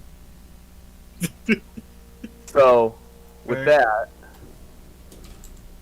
where'd Cure Wounds go? Cure Wounds at the 2nd level. Rolls now. So, you're going to heal for 7. And Okay. then bonus action, Cannon. And then Trickster and Carl get 10 temp HP. Oh. Nice. And that's my turn. Two of my scratches start healing, but like they're healing on the inside of my body, so it actually does make a difference. Like, oh, Internal bleeding gone. let's go. I feel better. I feel a lot better. You just got 17 points. Absolutely, I feel a lot better. That's Now you're awesome. going to lose 70. You heal up, Carl. Things are looking a little bit better on your side. Oh. All right. Is that your turn, Nutmeg? Yeah, that's all I can do. Sorry. All right. I thought I said it. Oh, you're good. You might have said it. I just didn't pay attention. But first things first is the Berserker's turn. The Berserker's turn is going to go for an attack or two. Let's see here. The Berserker. He is going to reckless attack. Okay,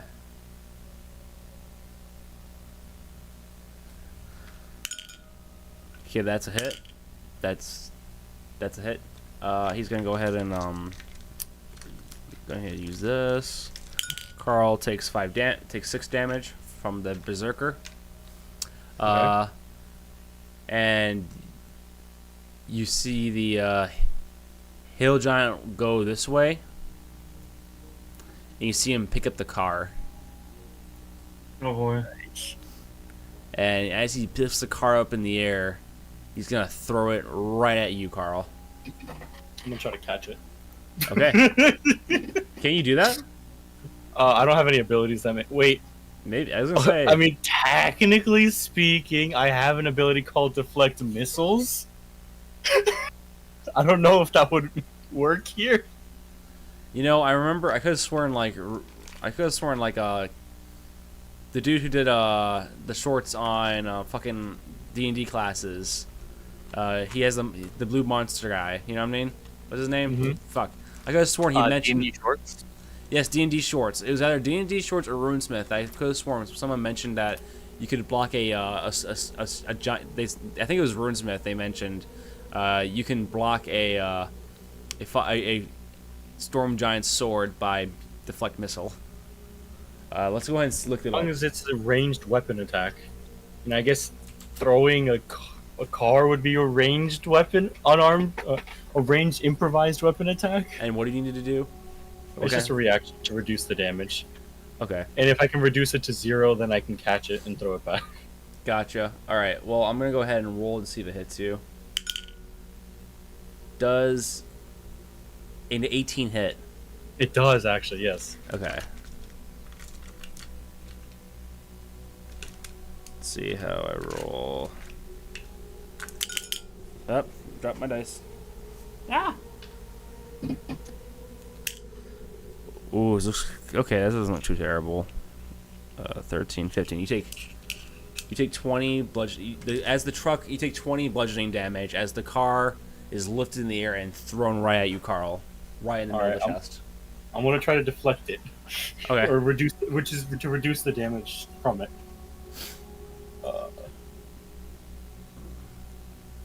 That is, I'm gonna reduce it by 11. Okay. So you said it was 20 damage, Yes, you take 9 damage. and then because I'm a barbarian, I take half of that, so it'll be 5. All right, perfect. The car just kind of slams in your chest, and you flex it off. Ah. I'm imagining it bounces off one of his. He deflects it actually with his pack. Yeah, with his Yeah, pecs. imagine it bounces off of his pec, and there's just a small ripple. And like I see a little bit of a scratch forms on me. Well, it would have, but it was actually the scratch was on my temp HP, so I'm okay. Oh my god. The hill giant just goes, oh! Oh! The Carl is angered. And the archer's gonna shoot at Relix because he saw how much damage Relix did. That's a 23. The other one's a hit. The other one's a miss. So the first arrow hits. The other arrow misses. Let's see, where is it? I have so many tabs open. There we go. Bloop. Minimal damage. So Relix, you take 5 piercing damage. E.G. Keens. And that is their turns. It is now Alex's turn. Okay, well. Does this troll still look barely alive? Which one? The troll? You mean the hill giant? Fucking hell, my clicker isn't working. Yes, this one. He's pretty alright. Let's change that. I'm going to cast Chromatic Orb at the 2nd level. Okay. So I get a d20.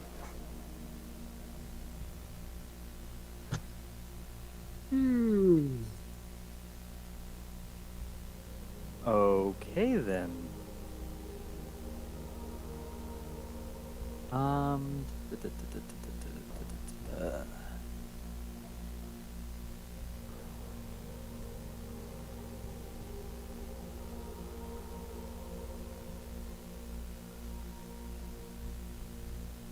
So, I'm also going to use a bonus action to convert another second level spell slot Mm-hmm. into sorcery points. And I'm gonna double check here exactly how many sorcery points I get for that.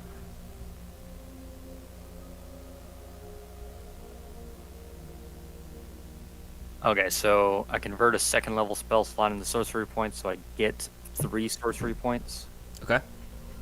And I am going to use up 2 total sorcery points. So I have 2 left. And I am using it.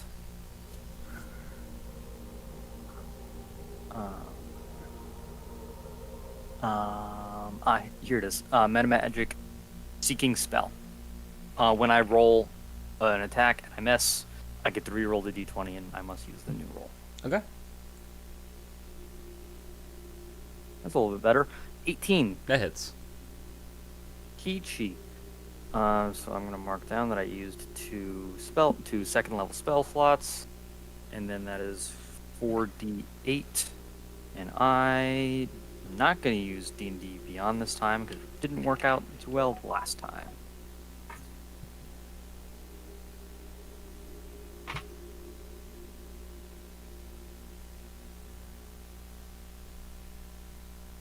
That's 19 lightning damage.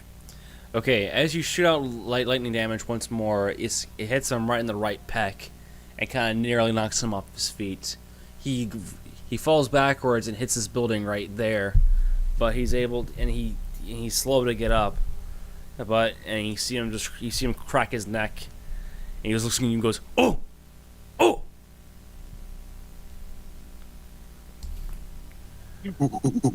Okay. Anyway, and I think that is going to be my turn. All right. After Alex's turn is Nick J's turn. Nick J. Okay, I want to shoot something. All right. Which one of these has less health? This guy or this guy? They're both the same. Okay, let me see my ranges real quick. I'm kind of clipping, so I'm just gonna move a little bit like that. All right. I'm gonna shoot this guy in the back, archer versus archer. Well, except that my arrows are made of steel and they're tiny bullets. All right. It's not an archer, he's a berserker. He's holding a little. This guy. He's in your way. He's in your line of sight. Okay, I guess I'll shoot him first. And you can shoot this guy. Okay, let's see. Does an 8 hit? No. Well, I tried. I don't think I've ever managed to get a shot off with my gun. It's probably gonna be like once. We got it off once. One time. Yeah. Well, I think it's when I fired it though. Yeah. Wait a minute. Don't I have proficiency with? Remember that one time I studied the iron with Yeah. relics? Does that give me anything? You get your proficiency to it, so it's a D.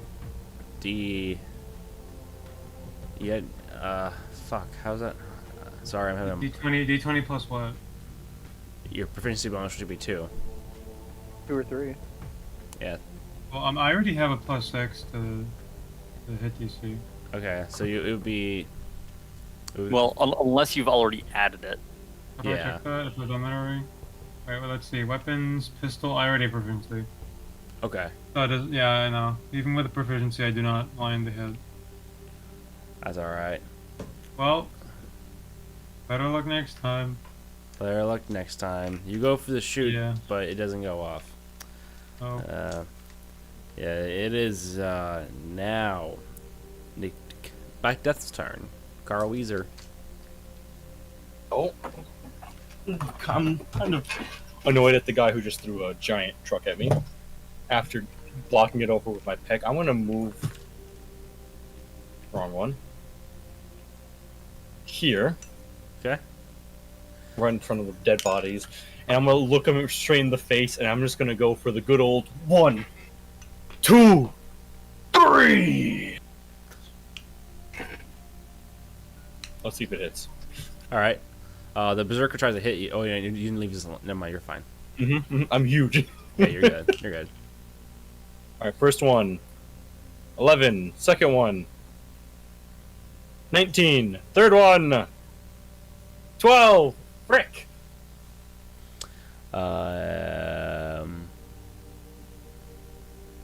Anything below anything 13 and above.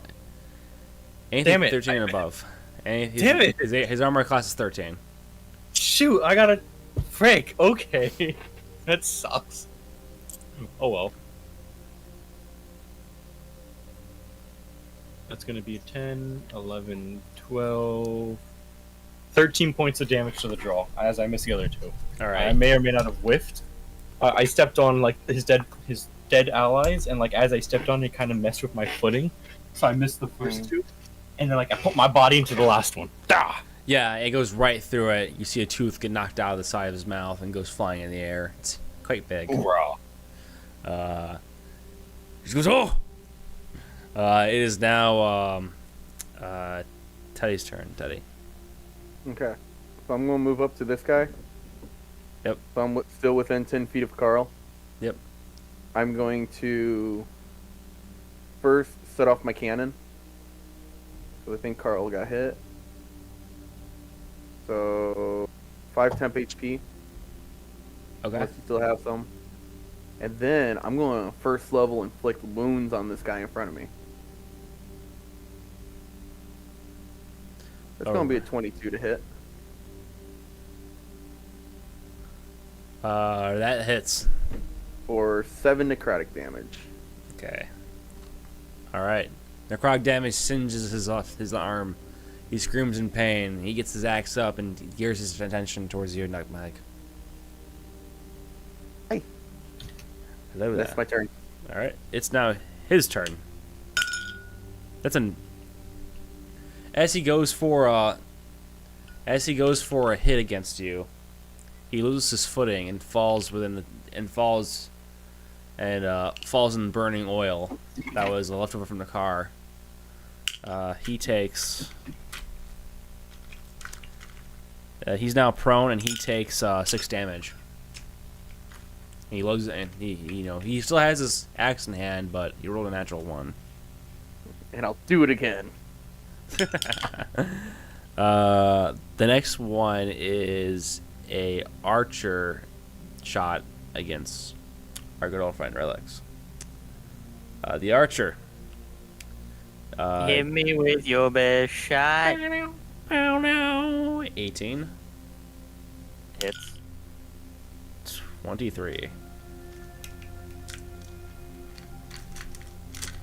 Let's see here. Where are my dice? Where are my dice? Does my dice. Okay. Relics, you take 16 damage. Piercing damage. And 16? 16 piercing, correct. I rolled max damage. I rolled really good. Next up is the Hill Giant. The Hill Giant goes for his spear once more. And he tries to go for a hit against Carl. Okay, that hits. And he's going to do make another attack with his great club. That's a fail. Let's see here. Okay. Let's see here. 3. So I need that. I need that. I need that. You take 20 bludgeoning damage. No, piercing damage because he has a spear. Oh god. Okay. You said 20? Yeah. Okay. He spears you in the leg and goes, oh! Oh. And he says, and he goes, and he speaks in giant.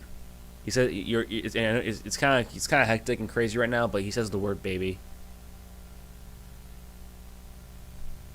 Is the word that I'm a baby? Yes. Baby. Oh no, I'm not having that. I am not having that. After that turn, it is Alex's turn. Hi. Hi, Alex. I'm making death saves. What? Oh god, you killed the poor man again! I'm making death saves. I got a nat 1.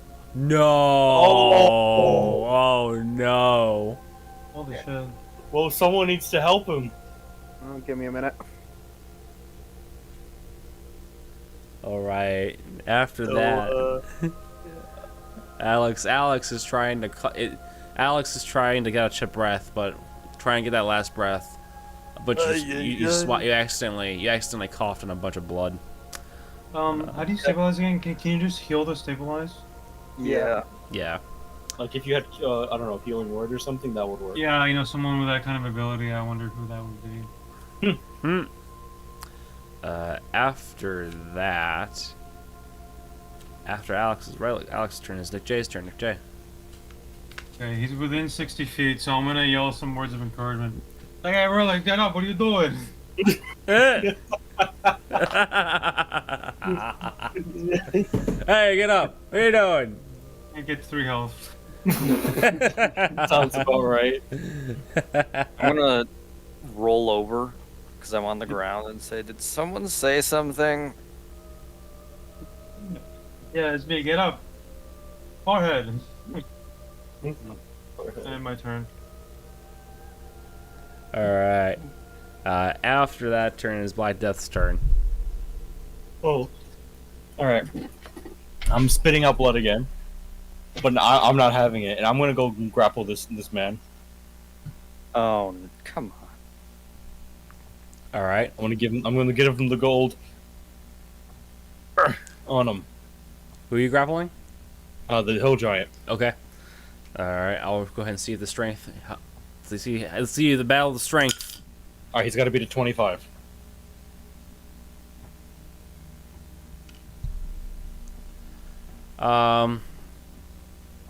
Does he make it?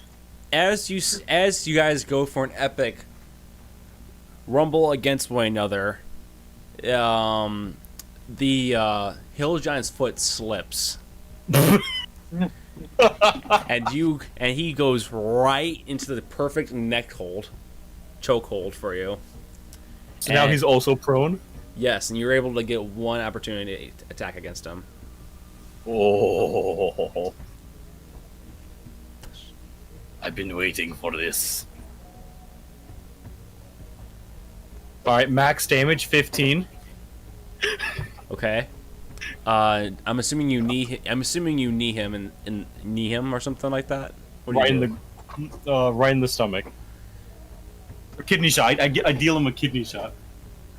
As you deal a kidney shot, your strength is more powerful than you seem.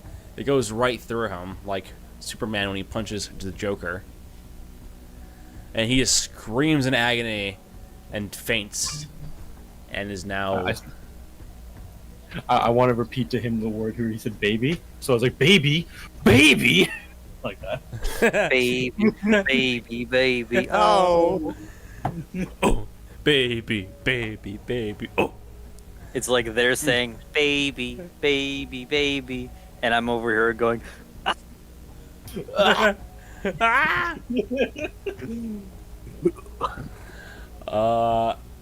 Carl. Is the rest ending your turn? Yeah, I'm out of action. All right, Teddy, it's your turn. Okay. So, with him like that, Relix, do you need more health? I have 3.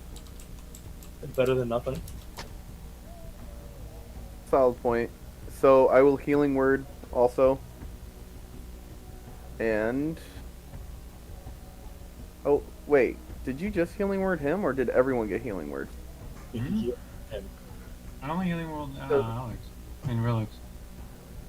Oh yeah, a creature of your choice. Okay, healing word to Alex, and then you get 4 hit points. And then I'm going to, because that was a bonus action, Toll the Dead, the guy in front of me. So I need a wisdom saving throw from him. Okay, that's 11. 11 fails. And since D&D Beyond won't do it, he takes 18 necrotic damage. All right. As necrotic damage begins to spread through his face and legs and arms, he goes for a scream, and as he screams, his flesh rots and disintegrates, turning to ash in the air, as he is turned into a skeleton and falls backwards.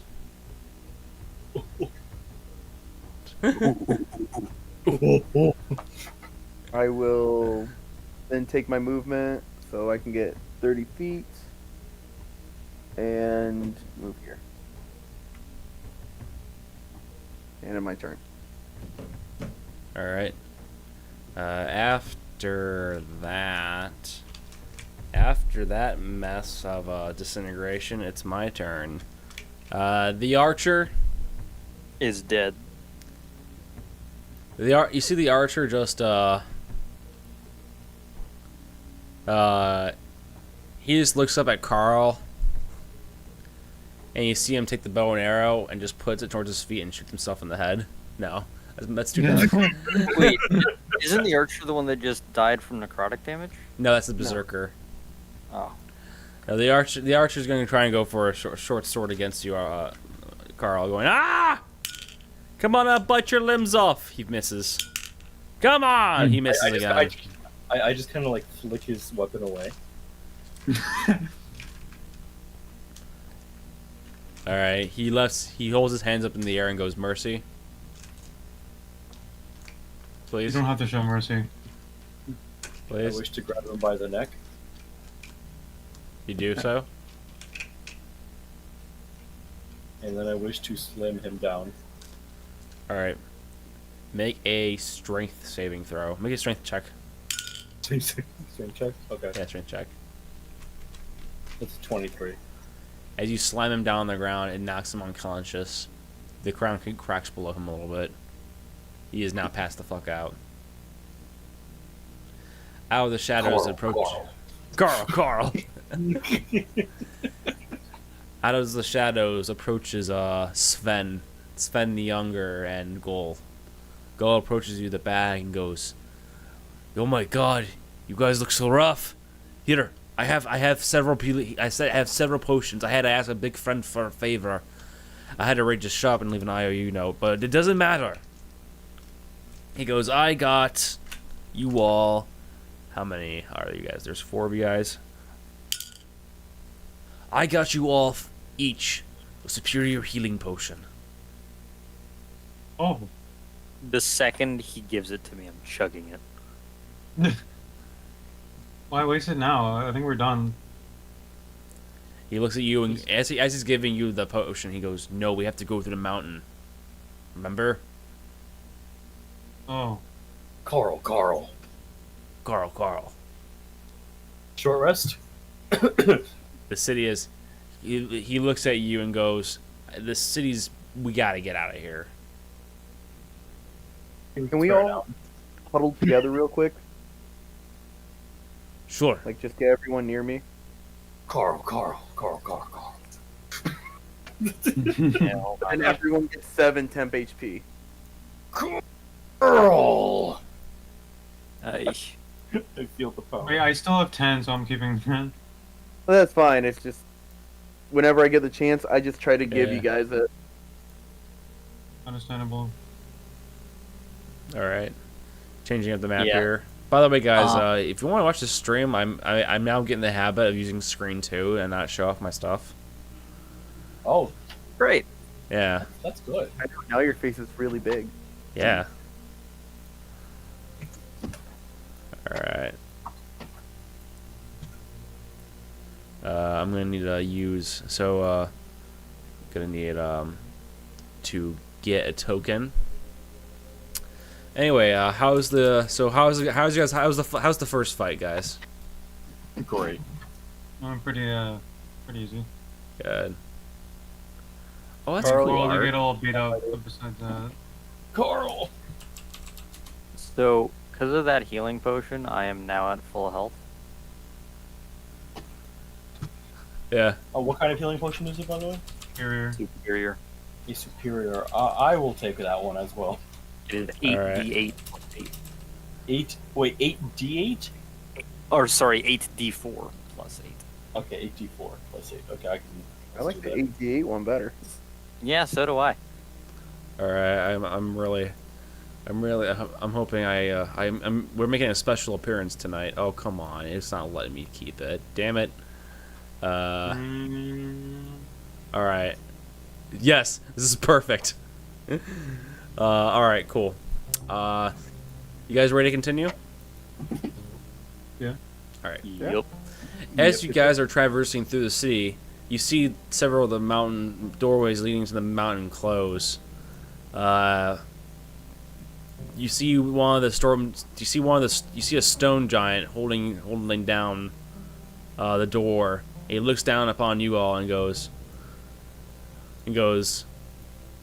"Gol, you need to leave." And Gol goes, "That's what I'm trying to do." He goes, "Fine, go down that way. Be careful. They're trying to break through. Use the secret entrance way. You know what I mean."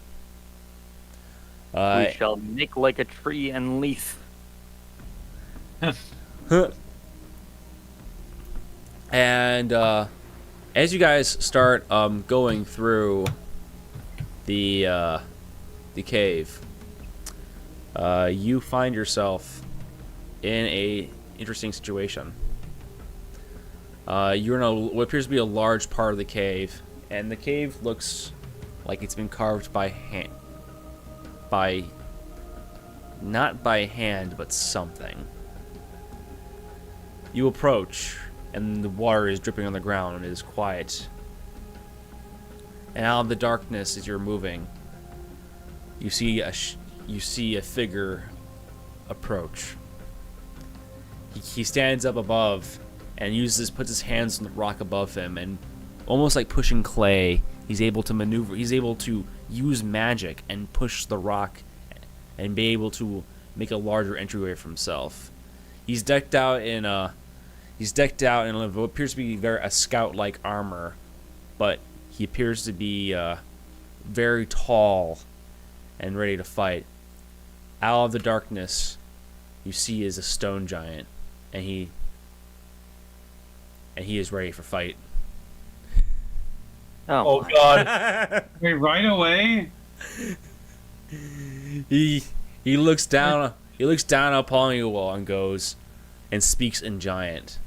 Carl, you understand? No, he actually speaks. Dwayne. He speaks in Dwayne. Yeah. Dwayne. Well, that's what it sounds like to everyone else. But Carl understands. Yeah. Yes. He says in giant. I don't know how giant speaks. But he goes. Dwayne. Dwayne.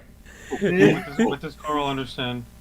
He says, we need the representative now, and that means now.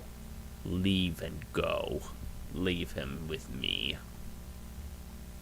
Did he need to representative? The dwarf. Now. And you see Sven. You see Sven holding out. You see Sven kind of guarding the dwarf. They actually both run off into this little area right over here. So, right down here. So, wait, where is he? Oh, is he there? Oh, he's hiding all the way in the corner. Yeah. And I go up to it. Wait, can I even walk in on this? Yes, it's water. Okay. I'm gonna go up to here and be like, how about you fight me instead? But like to everyone else, it just sounds like Carl. Fucking Pokemon.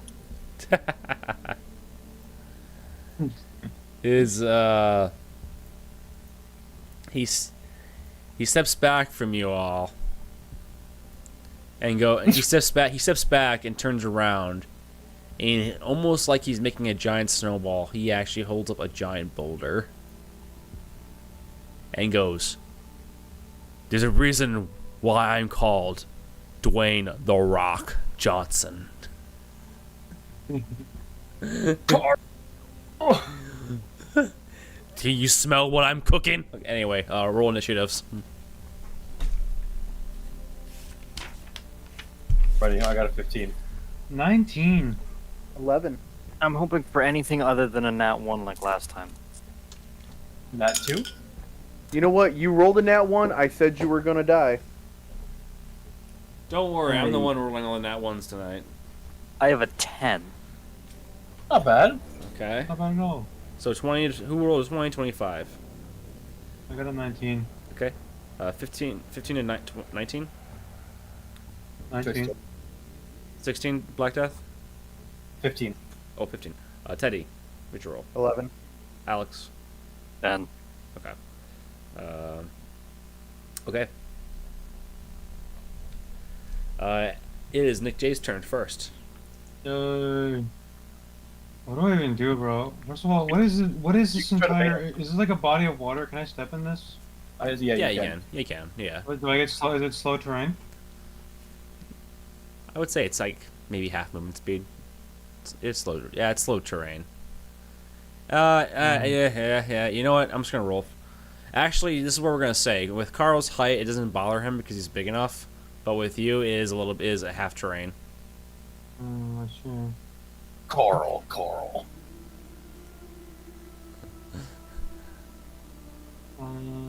He's kind of far. Wait, what's my range of my Bane again? Let me check. Bane, that is. Oh wow, it's not long at all. It's only 30 feet. I don't know if I can do much from here.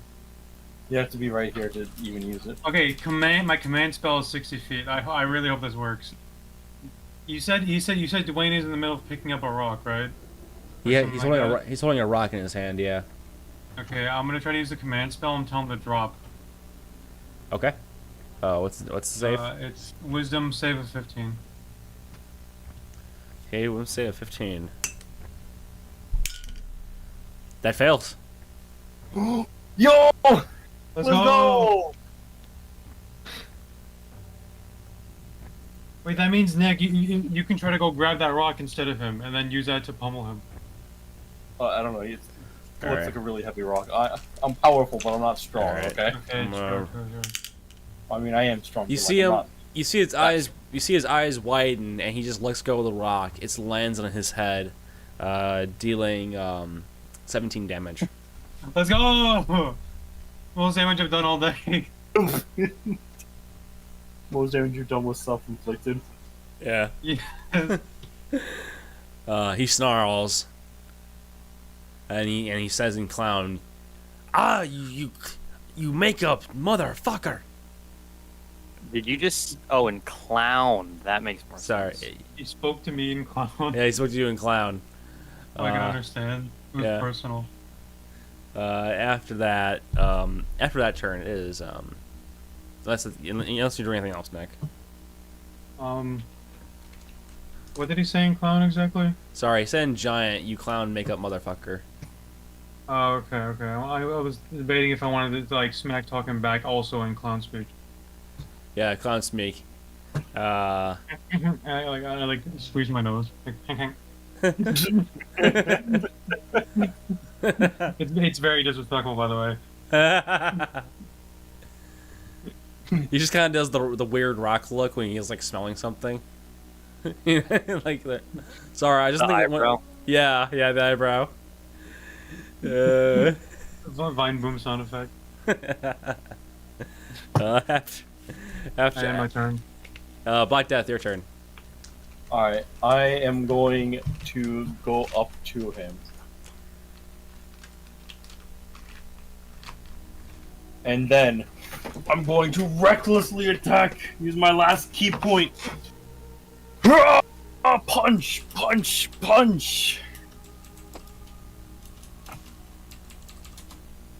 gonna show him what's up. I'm gonna show him what it really means, like to fear me. Let me see. Up.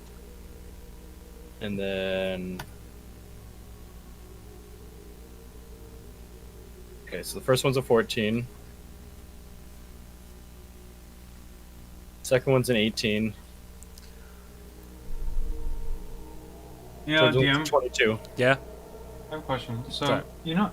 I'm assuming the giant, even though he speaks giant speak, would he still understand common? He does not understand common. So I'm curious if I used a command spell, like or like if I use dissonant whispers, that would be in common. So would he even understand what I'm saying? And then would that mean he'd pass the save? Because like he doesn't understand what I said. You know what? That's a good question. Just for this, you know what? Usually they don't, but just for tonight, he does, because I don't want to feel like going Okay. back. Yeah, me neither. Because I also am debating if I want to use dissonant whispers. I'm like, oh wait, but would that work though? Yeah, no. He But it says here on the technicality, like if the person I'm trying to use it against is deaf, they automatically succeed because they can't hear. Gotcha. So I'm like, that got me thinking. I'm like, I'm not sure, but I guess we'll just make it work for now. Okay. Oh, wait, so does a 14, 18, 22, do those hit? Or Let's see his armor class. His armor class is a 17. okay, so 2 hit. Okay. That's going to be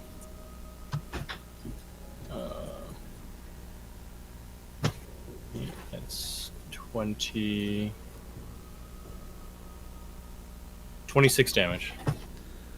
Okay.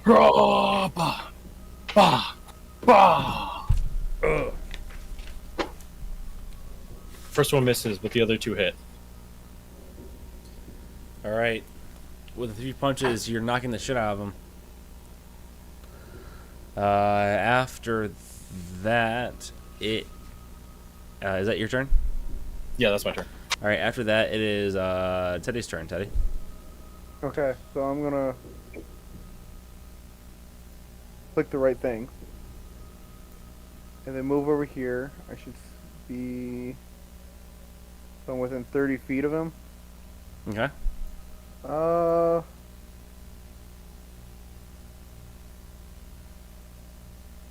I'm gonna guiding bolt at the first level. All right. Dirty 20 to hit. That hits. And 13 damage. 13 damage. What does Guiding Bolt do again? It basically hits him with a ray of radiant damage. Right, but doesn't it also give him some kind of disadvantage?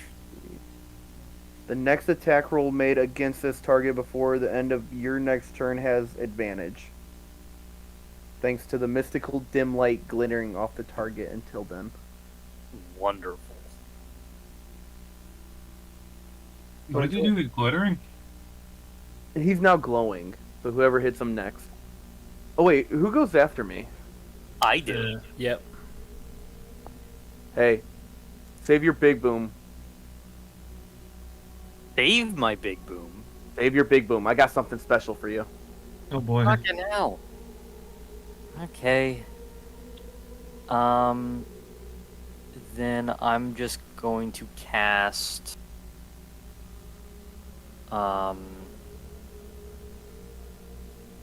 When you say save my big boom, do you mean save my big boom for later this fight? Yes. Or for, okay. Save it for Okay. next turn. So then I'm just going to cast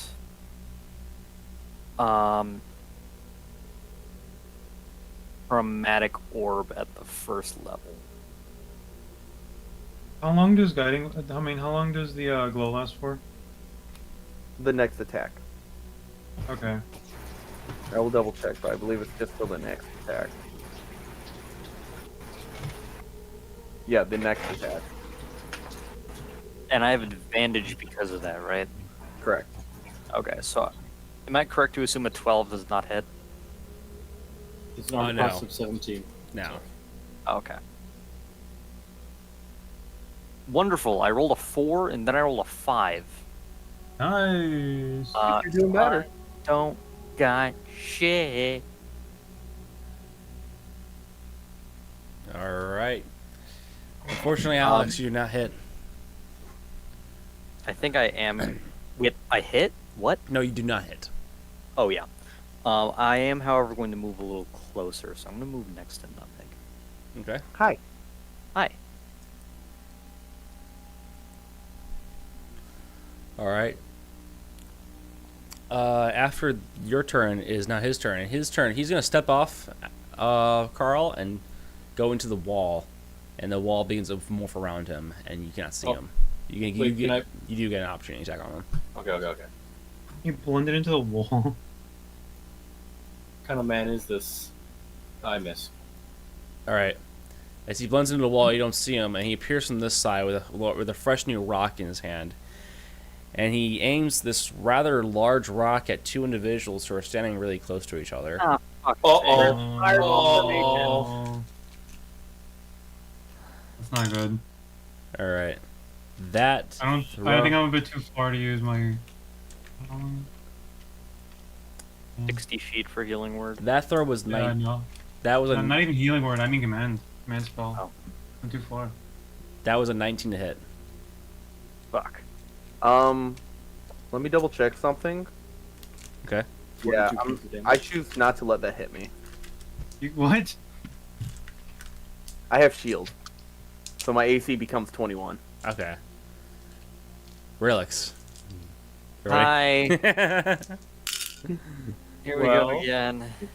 Holy shit! That was Oh, fuck. that's it's 26 damage, Relix. Hey, you know what? You know what? I'm not dead. Don't worry. I am surprisingly not dead. Wow. Hey, I have the most healing, so at least you're semi-safe. Yeah. All right. That's his turn. Is the giant rock throw. Next up is McJ. Considering what's the best option here, I am far away from everyone, but I do have support spells like Sanctuary, Shield of Faith, Bless. How far away are you from everyone? I'm pretty far. Oh Jesus! Yeah, I mean, I could walk over here and then be in a range to do something with you guys. If you get close, I'm gonna bonus action boom boom again. Alright, in that case, I'm gonna go. What's my walk speed? 15? No, 30. And how long does enlarge reduce last? I recasted it Oh, okay. because The farthest I can go is right here. the first one I don't care about because I don't have to use a spell slot. Yeah, I'm Gotcha. here. And now I'm technically within 30 feet of only Nutmeg.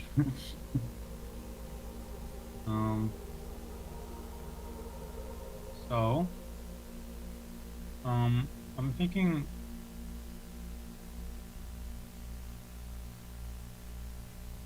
I could just blast my. I don't know. Maybe I should just hold on to it. I feel like it's. Just hold on to it. Yeah. I mean, I Yeah. could give one of you Shield of Faith and give you a +2 to your AC. To be honest, I would just shoot him, and then you. I could do can't that. shoot that far, bro. The range of the shot is only 30 feet. Oh, okay. Oh. Yeah, no, that's not gonna happen. Yeah, I could use Guiding Bolt, which is like 120 feet, but I doubt I'm gonna land it. That'd be a waste of a spell slot. Oh, I completely forgot that I have the handkerchief to understand languages. Oh. Oh. That's So the I thing. could be in. Yes. Do you remember, in the very beginning? Oh yeah. The hat. What was supposed to be the Yes. hat? So I am supposed to be able to understand them. I just imagine this entire time you just forgot to like turn your hat just slightly to the left to activate it. Oh yeah, Yeah. You're like, oh, Yeah, I forgot I could do that. yeah. I have to like fucking tip my hat in order to turn it on. Yeah. Actually, I'm thinking Bless might be the better option because I can bless 3 people, and then what that does is it makes it so anybody can add a D4 to the roll, so like an It is attack the- roll or a saving throw. Well, what's the range on it? 30 feet. So you are. I mean, technically speaking, you're just out of range. Yes. I mean, Like you're 35 feet, and then Nutmeg is 30. I'm about 230, 507, 64. you know what you could do? You could also Bardic 5,000. Inspiration, Alex. Yeah, but I only have one level 1 slot spell left.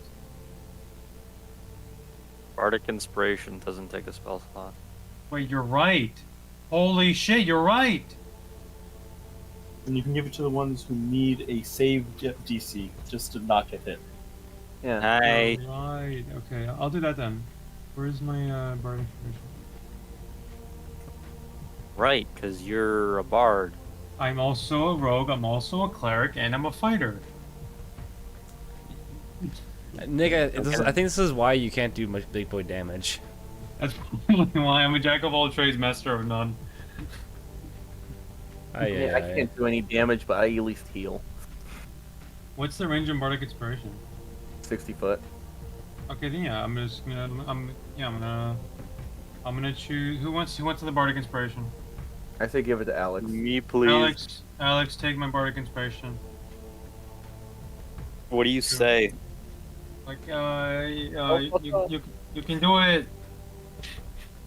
You can do it. You can do it. You can do it. I believe in you. Okay. You can. Because God knows I can't.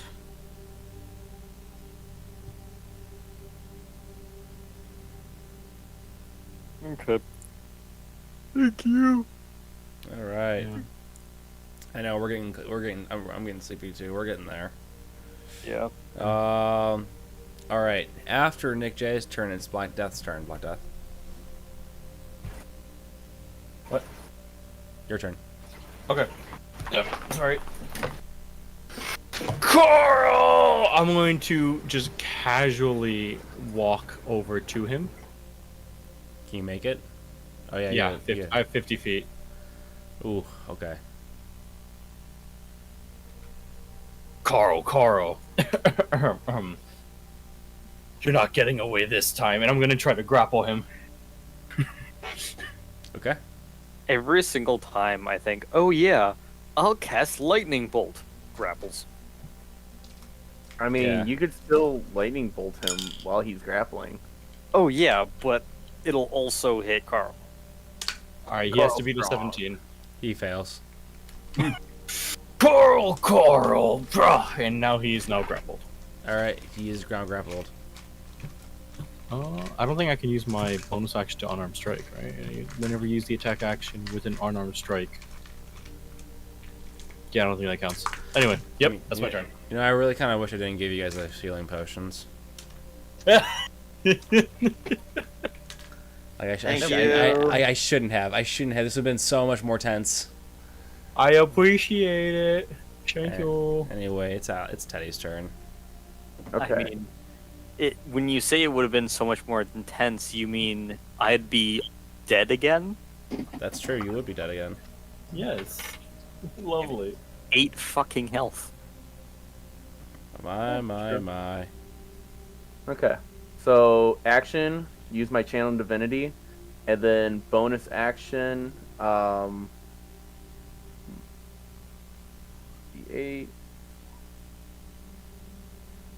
temp HP if you need it, Alex. Now, Yes. Fucking please. my channel divinity, the next time you or an ally of yours hits the cursed creature, which I'm cursing the rock. Actually, do I have to move? Nope, he's within range. Hits the cursed creature. The creature has vulnerability to all that attacks damage. Ooh. Yeah. So, go boom boom. All right. And that's my turn. After going boom boom, it's Alex's turn. Alex. Okay then. And since he's grappled, does he have disadvantage on dex saves? Oh no, he just has a movement speed of 0. That's all. Yeah. Oh right, because he's grappled, not prone. Guess what I'm doing next turn? Yeah. How many? Actually, I won't make him prone next turn, because that means that you would have disadvantage on all your ranged attacks.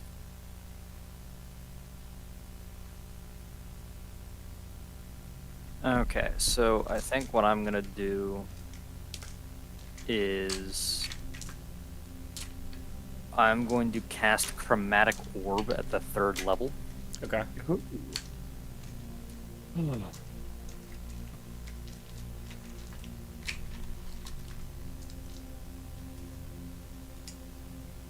And then I'm going to use up a sorcery point to re-roll.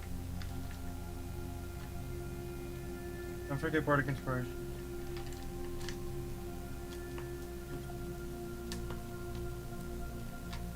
Alright, it's 2 sorcery points, not 1. Okay.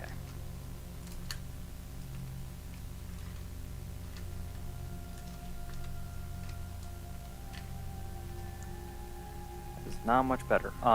So Bardic Inspiration is a D4, D6? D6. D6. Okay, that's a 21 to hit. Okay, that hits. And then Chromatic Orb is 5d8. So we have.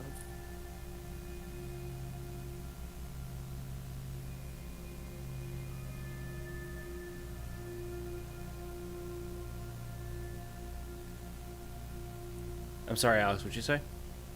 I'm still rolling and re-rolling. Gotcha.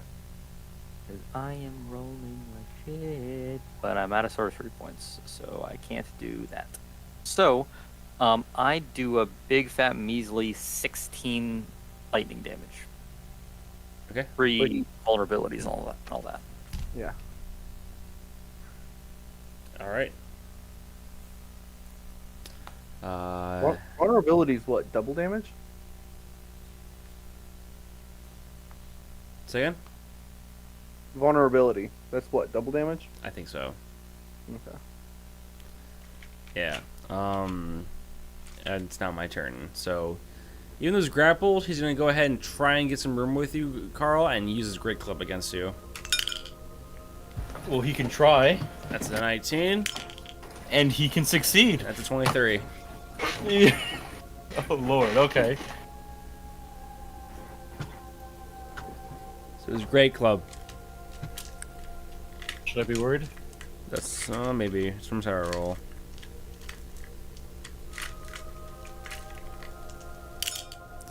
Uh, 8, 11, 17 damage for the first hit. Oh, jeez. Is that a 6? Yeah, it's a 6. 14 plus 7 is 21 plus 6.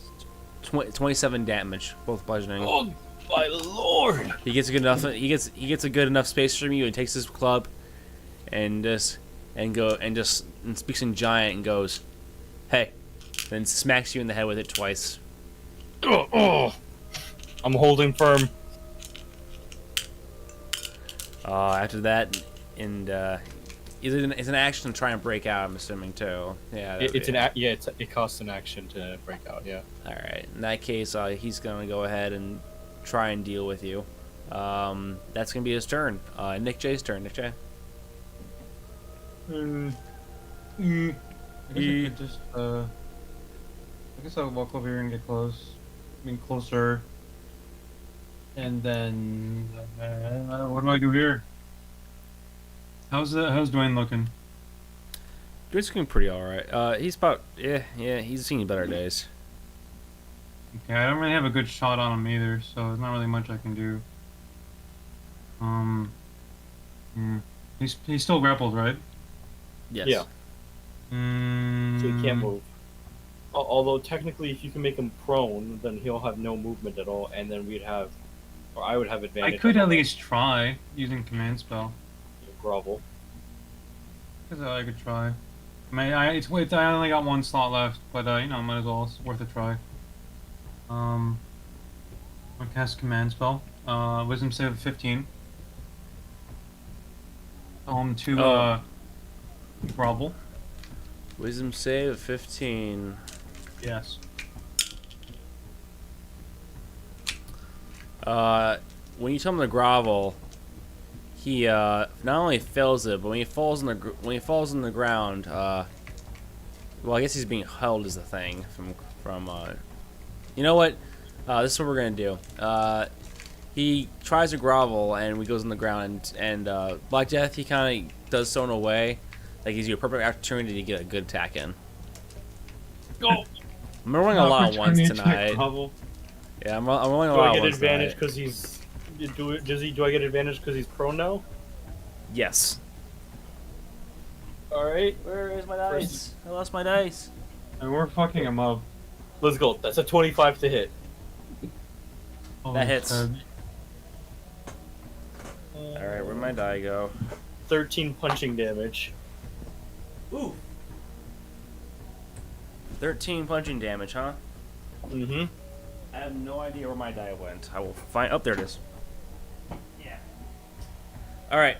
13 bludgeoning, 13 punching damage. You do some damage to him. He's still up, though. Oh yeah. Yeah. Well, okay. Alright, after that is Black Death's turn, actually. All right. Now that he's on, what I'm gonna do while he's on the ground, I'm gonna like pull him around and move his character here. Yep, perfect. So that he's more than 5 feet away. And now that he's close up, everyone will have a much easier time punching them or attacking them. And I'm gonna just start wailing on him while he's down. So first he takes a D4. Oh, he also takes 4 bludgeoning damage because he's in a grapple from me. Okay. All right, now to attack him.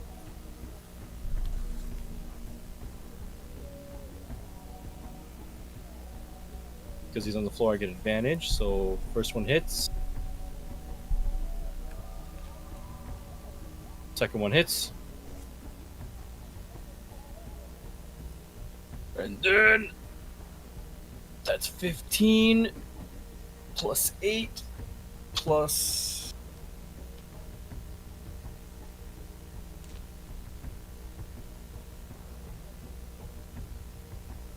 6. That's 29 points of damage. Oh, Alright, so how does he die? oh my! Wait, you said he was looking fine. No, he wasn't. I thought he was fine. But how's he die? How's he die, Carl? Carl starts looking at him and he's like, ah! And he starts punching him, and he starts pulling his arms off. Ah! Ah! And then he starts yelling out, Carl! See, for him, what he heard was Like, no, like he actually screams out, Carl, Carl. Like, he doesn't even say it in giant. He just says, Carl, Carl. After the punching ceases and the dust settles, this giant has clearly been beaten the shit out of. Dwayne the Rock is now gone. And as coming from around the corner is Gull and Sven. Gull approaches and goes, "Wow, Carl. That's all I heard back there was Carl. Well, now that the way might be clear, let's get up to the tower. Get up to the top of the mountain. There we should be able to find our pilot. And I don't know if you guys can man guns, but we're gonna need them." Leave, please, now. And as you guys leave to go to the top of the mountain, this is where we'll end tonight's session. We're running late. I don't want to go to past midnight. Probably a good idea. Yeah. So, did you guys have fun tonight? Yeah. Good. It has been nice to be back. Absolutely. Oh yeah. Thank you. I do not. God. I do not miss nearly dying. Like, That hasn't changed. Yeah. no matter who I play, somehow that's gonna happen. Yeah. Yep. All right. Well, everyone, say goodbye to the stream. Bye, stream. Bye, stream.